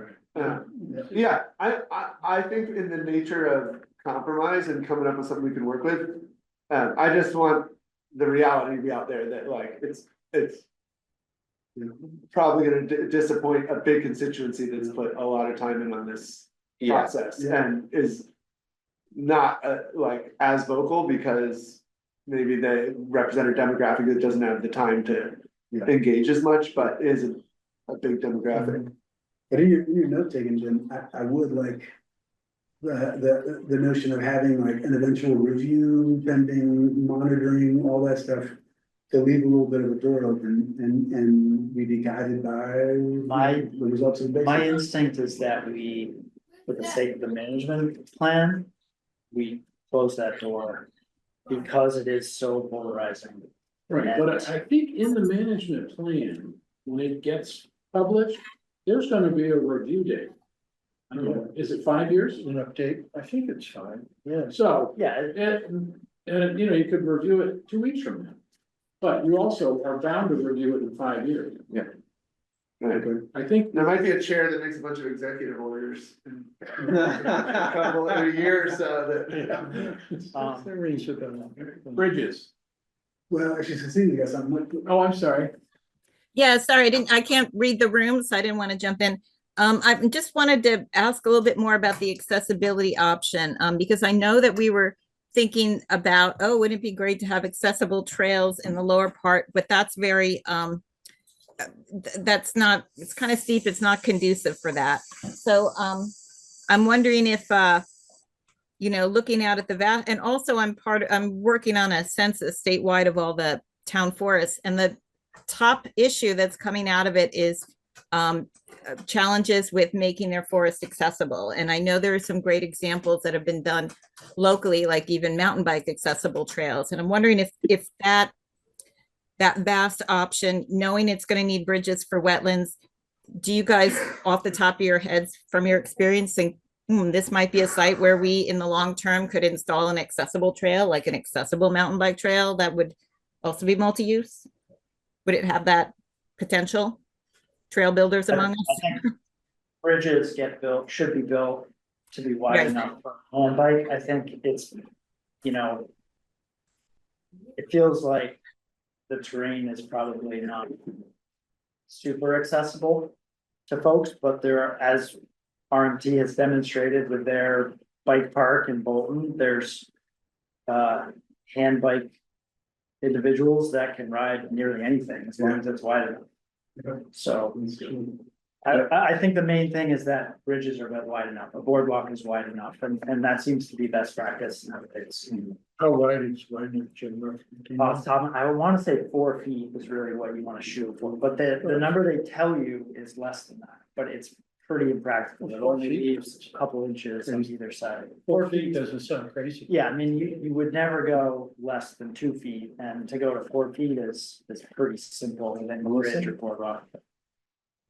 I would like to build off of your comment on the 4 feet wide bridges for ADA accessible trails and shift the focus to the majority of people in Richmond who, although that is a great idea, don't ride hand bikes. Yeah. And this idea I'm bringing to you is directly from a select board member who said to me quite recently, why haven't you guys done anything? Why don't you take the Meadow Meander Forest Road and connect it to the Velco gravel road, make a little loop and put signs on it so that people who are just average Joes in Richmond can go for a walk in the forest and know where they're going. Like, you're really focusing on extreme ends of things, and let's just put together something really easy right now in the forest. Those aren't mutually exclusive. No, they're not, but I'm saying you've shifted this conversation to making bridges wide enough on the Bass Trail. And let's Well, just shift it back to. No, it's. Well, I think Cecilia was just sharing what she's noticing Right. from her work Right. as the biggest matter. All we need to do, the trails are there. We just need signage Right, and a I map. guess I'm not trying to say don't focus on those, but I'm saying. Let's add a focus here of just everyone in Richmond who wants to go for a walk in the Andrews Community Forest. And I feel like we're often focusing on really subculture groups, like maybe people who do dispersed access or people who are skilled enough to ride advanced mountain bike trail. And let's just really think about, shift some of your focus, and I'm leaving, this is my last evening here with you all. I've done 3 years here, as has Chase. And I'm just trying to leave you with the idea of focusing on the everyday people of Richmond who want to come and enjoy the forest. And I think over the years, we've really gotten down in the weeds on some specialized, difficult, grand plans, when maybe if you can bring the focus back to some more basic general things for everyone in Richmond, I think that that's a focus that could really be appreciated and approved by the select board pretty easily. So I'm not trying to say don't do those bridges. I'm just Yeah, trying no, I to think bring a that's a good, focus to that's a those, really good point. to those areas. And I'm not saying, I mean, we're not talking about building bridges, Oh, we're no. talking about writing a management plan Right. where if bridges were to be built, would they Right. be built with ADA in mind? Right, and I guess that just jumping off that ADA, which is a great focus, but just trying to also highlight the focus of the everyday person in Richmond who wants to enjoy the forest and go for a walk, and it's been a really long time. Yeah. For them. So, Yeah, I agree with you totally, Melissa, and I was thinking more along the idea of universal design than strict ADA meeting those goals, but I'm totally with you there. I think there is some low-hanging fruit that we could make it a little bit more Yeah, it accessible. seems also they're saying the same, similar things.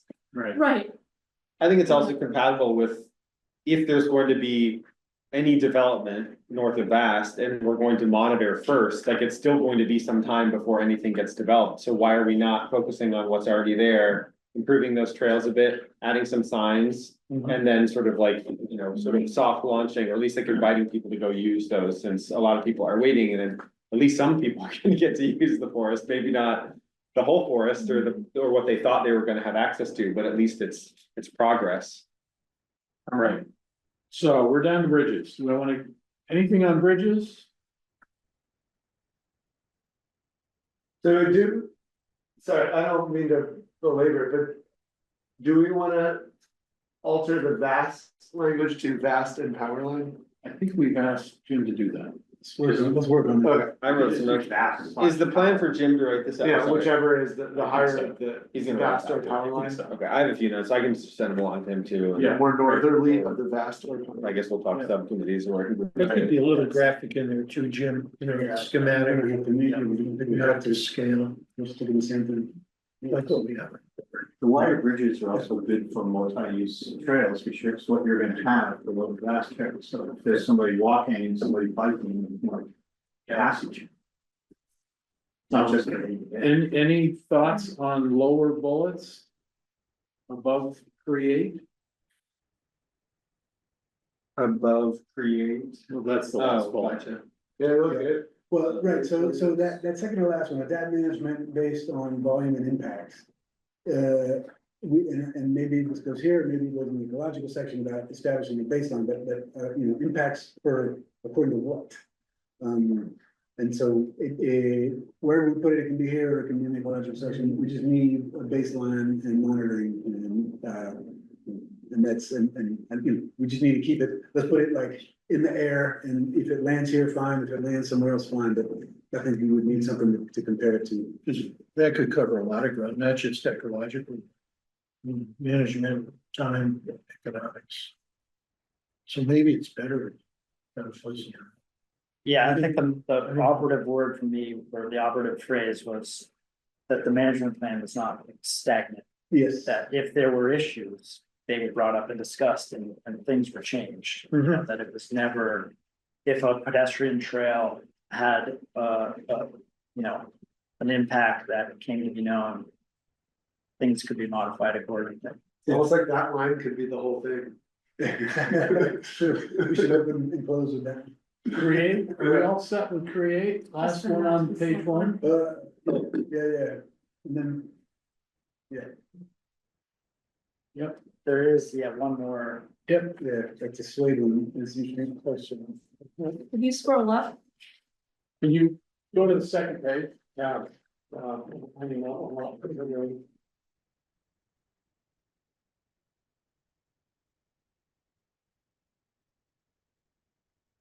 I talked to Tyler Masha about this one since he's a hunter, and my question was. What would be the appropriate time to close trails to allow the hunters? The sort of full use of the forest, and he said that October 1st is usually when bow season starts. So, that's why I put that, but that is.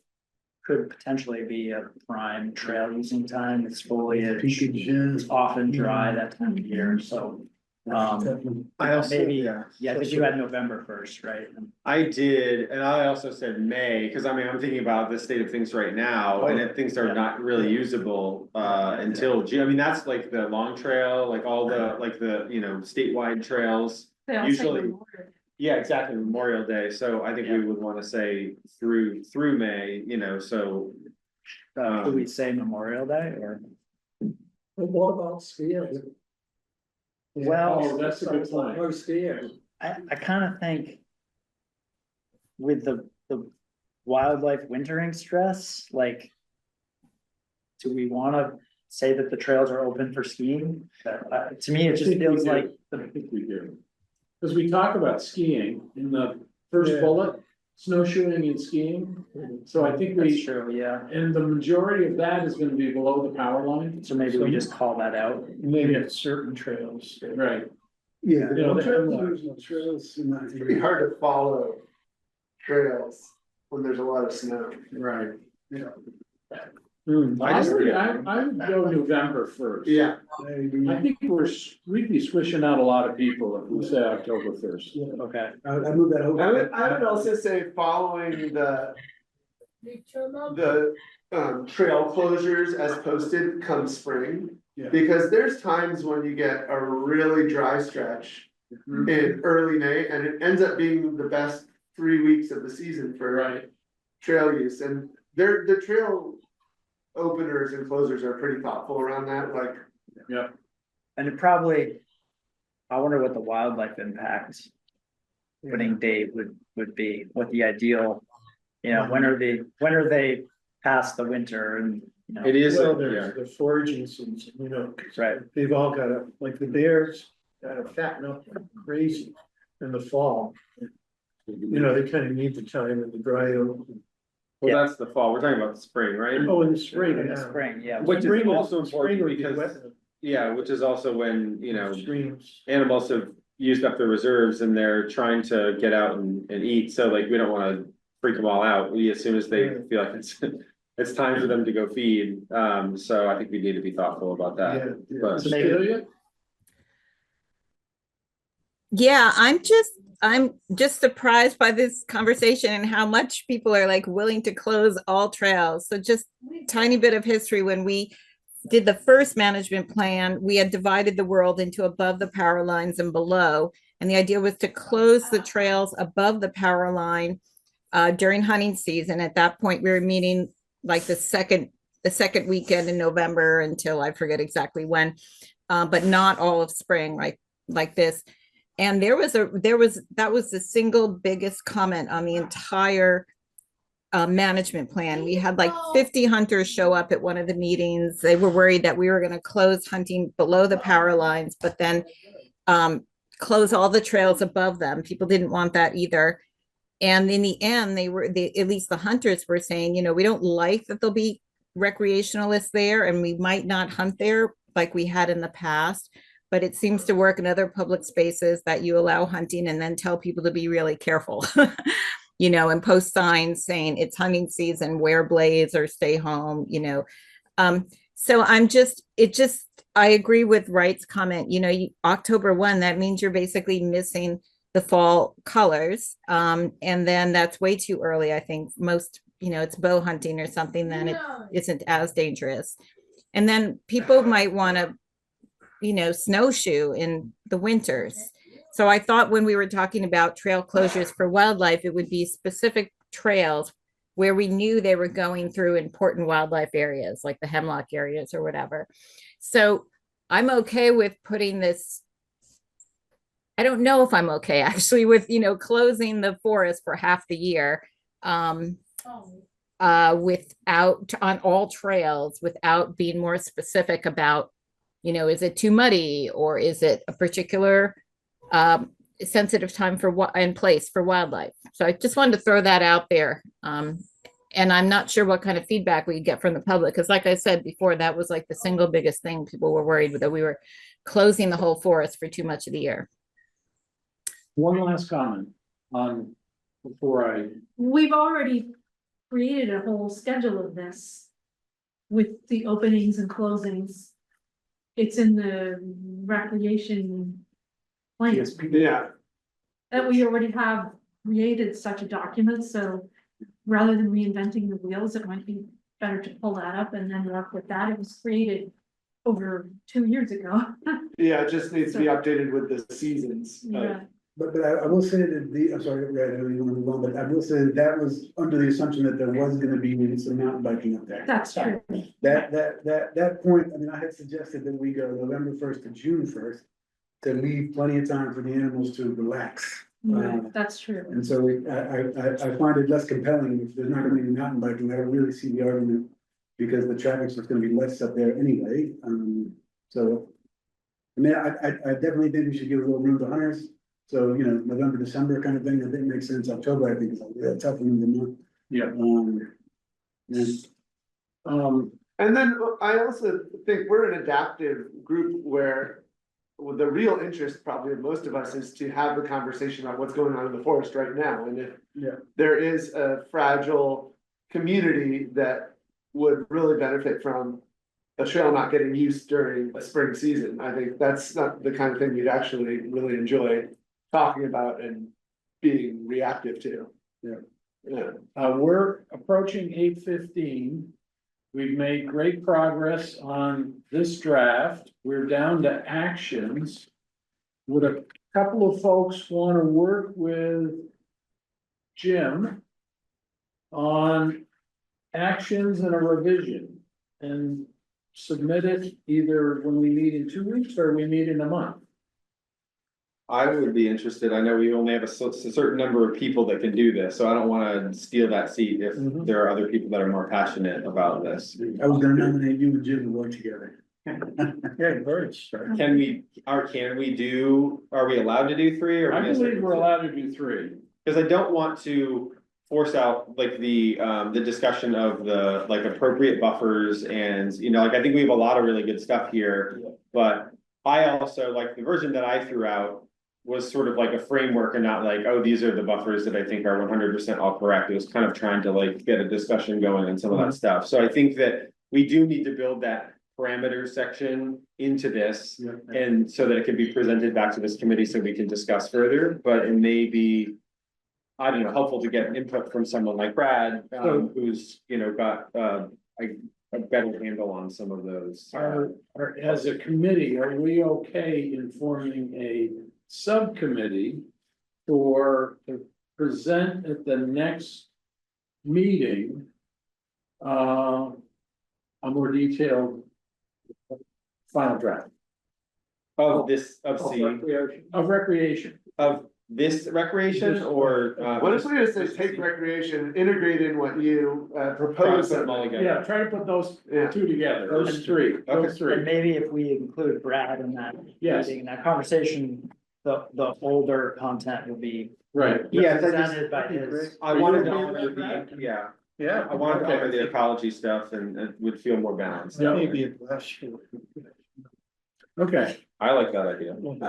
I will make one more plea to include some wiggle language to include trail stuff. Right. For bikers on that higher adventure. As you described earlier. Yeah. Leave the door, leave the. Yeah, leave the door open, build the trails if it were going to have bike traffic and then monitor and then revisit and. I think you had a line in your thing that talked about that, right? I did, and I did some more research yesterday. I was like looking into like what, monitoring plans would look like and what that would cost. And it was just, the wheels are turning for me being on the Richmond Conservation Commission, thinking about like, could we present a case for conservation reserve funds? Like, I'm sure the select board would be into that, and I don't see why the Conservation Commission wouldn't be into it, because that allows us to kind of have the security to feel like we can move forward in an informed way, because I think there's a lot of. No, that's great. I was also thinking like trail cams and stuff, like there's, yeah, both. So can I just, thank you. Yeah, We got 15 minutes to go off. Can I interject one thing?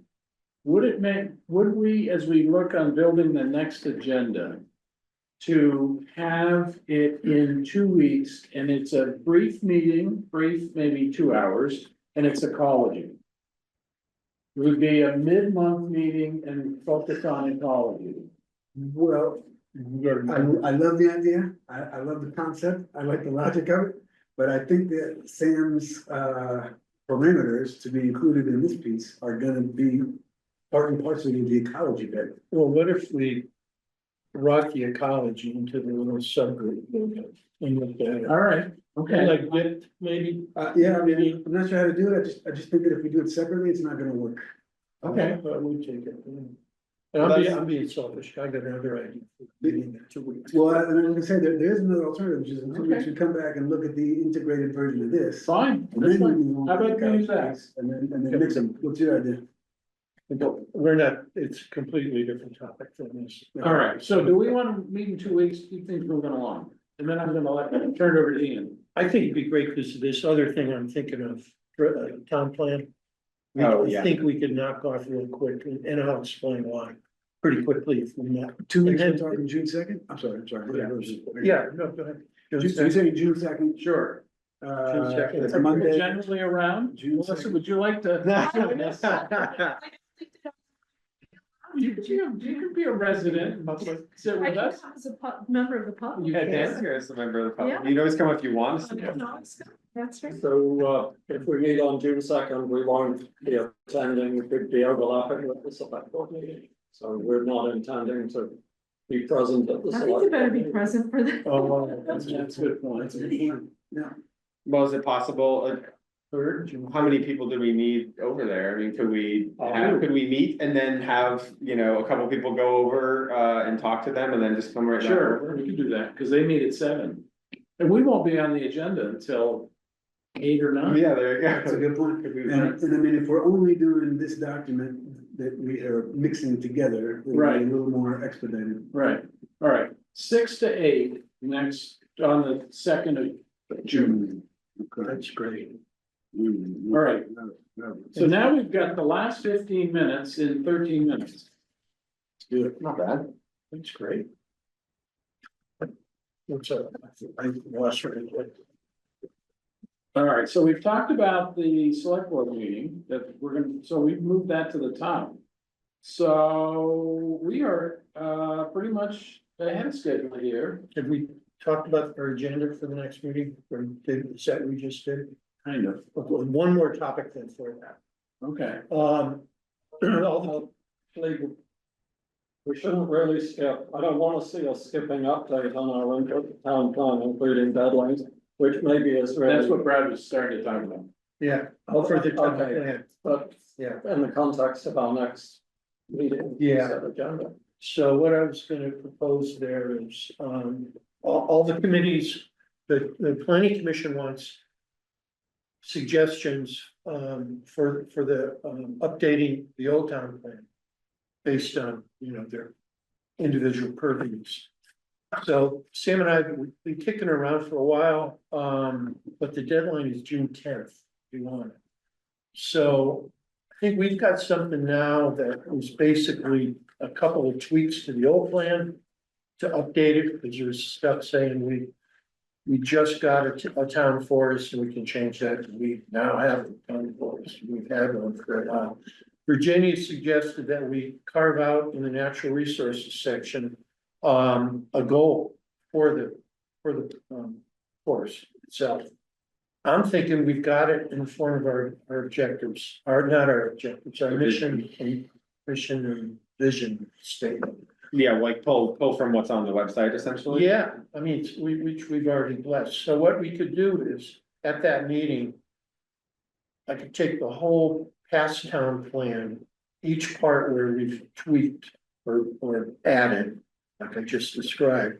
I'll just print out only those pages and get those around to everybody. And we can do a quick talk on them. We might get a couple new ideas and scribble on that. I don't think it's anything that like approaching what we're doing, what we were just doing. It's, really pretty. It's important, really important stuff, but it's really, I think, not contentious. 20 minutes. Oh, tops. Okay, 15. okay. If we all read it first. Would the town plan benefit from language about trails? In the should be a recreation or community development section, I think, Yeah, recreation. yeah, I read through all those and It's skimpy on recreation. well, it's also, it has the same trouble we've been having, which is it values ecology, it values recreation, it recognizes that there are Yeah, compromises, but it doesn't really specify details about what constitutes a trail and is it Yeah. development. yeah, So, well, that's the zoning, yeah, the zoning is based on the town plan. but it would work towards Yeah. that, you're right, So, I know, like Bolton went through this apparently, and they started to try and incorporate these definitions of trails and it sort of, I think they ended up with just saying that trails are not considered development, which doesn't seem like that would fit in Richmond, but maybe it's just too much, Yeah. given what the planning commission is tackling with rewriting the town But plan. to be something else, Trails Committee, was that discussed, Chase? I know they participated in the process. Yeah, okay. Maybe they have some. I don't know that they sought to make like a real definition for anything. Yeah, or even not so much definition, well, yeah, you could do that, but also just a recreation plan, maybe a recreation reserve fund. That's specifically for that, I don't know. But it is, as close as we've gotten to recreation in the town, it's like, should we hire a recreation director to build basketball courts or tennis courts or something? It's not a lot of interest. Anyway. 0 NBA players with home state. We're a basketball desert. We're the only state that's ever produced one. Other stuff, I went into it. I have one thing, it feels like you're getting towards wrapping up, if I may for a second. I would just like to thank Chase for 3 years of service on this committee and myself for 3 years of service. I actually have a general comment that I'd Passing on. actually like to put in the minutes. Can I finish? Recognizing all three who are ending their terms on the committee. Can I finish? Okay. Thank you. I just wanted to say it's been very nice to work with all of you and get to meet you, and I personally feel sad that more hasn't been physically accomplished while I've been a member of this committee, but I have great hope for you all, and I'm looking forward to seeing what does evolve in the forest and staying in touch with all of you and coming to some meetings and recreating with you in the forest soon. Great. Thank you. Thank you. Thank you. Thanks for hosting me and Ian at your house on many occasions when we were Yes, writing yeah. up the parallel document to the trail stewardship plan. It was a lot of 2 fun. summers ago now. It was a I while. know, can you believe that? It's Yeah. 2 summers ago? Lots of lemonade and shade on your back porch. So We did the wetland, at your house with, who was, sorry. Yeah. well, we know that there are 3 people whose terms are completing on this committee, and we should recognize them, although I understand that maybe some of them are having second thoughts about coming back again. But in the meantime, anyway, Cecilia, I want to talk about all 3 of you. Cecilia has been a participant since the beginning and has offered her expertise on the intersection of community well-being and forest management, forest stewardship, including community-based forestry and institutions for collaborative management. Melissa, I believe, has not missed a single meeting of this committee during her 3-year term. True. That's true. Attendance And awards. has made important contacts and maintained communication with other committees and officials in town governance, so very important contribution. And Chase, Thank you. And our open meeting law expert, by the way. Chase clearly has been a steadfast representative for the town's Trails Committee, bringing information and insights about citizen interests and accessibility to the forest trails. So I'm hoping that the three of you, in one way or another, will continue to offer your help to this committee. And of course, you're always be welcome to attend meetings. I would like that statement to be included in the minutes, and if we have if someone would make a motion to thank those retiring members, we could have a discussion of it. I'd make that motion. Brad made the I motion, would is there a second second? that. I would second that, yeah. So discussion of it, I think others people wanted to make. I'm sorry, Celia, I didn't mean to exclude you. I was under the opinion or, I thought that you were continuing on the committee. I didn't know what your. Well, Ian has picked up on my ambivalence, but I think I will. If in the next week, if I think I will, so. Or at least I'll apply. We'll see what the select board thinks. Well, thank you all. Yeah. Fun getting to know you and working through these very easy conversations. Yeah, and that damn open meeting law. We have a motion on the floor. Yeah, can I put this up? Is that, Yeah. I don't know if you guys wanna look at these categories that I chose. I tried to emulate the long trail. So the signing in, this is Yeah. the Andrews community. I think there'll be some great information. I couldn't agree more. I was just looking So at we it. just need to vote on the When will motion you put it to up? Well, that was, appreciate the freedom. Oh, yeah. I'll call the question. Right. All those in favor? Aye. Bye. Any abstentions? The ayes have it. Yeah, guys have it. So, Sorry. any other business to come So- before the committee? Please, oh, yeah, is that reasonable to put this thing up on the kiosk? at Sure. The entry. yeah, Do we want to vote on that probably? This is a permanent fixture. sure, it's oak, so it's mighty screws that go into it. Yeah, That's not that was leftover Right. on trip. So. So if somebody wants to make a motion. I'll make a motion to mount the sign-in sheet at the kiosk. I'll second. Discussion? I want to be the first to sign in, so tell me. Text me when you're putting it up. You've earned it. Yeah. That, should we, how do we wanna collect this? I was thinking when Sonia's on the committee, that actually be really helpful. Oh, yeah, you can just walk over and. Oh, yeah. Yeah. That's Maybe great. that's a future conversation. Would it be helpful?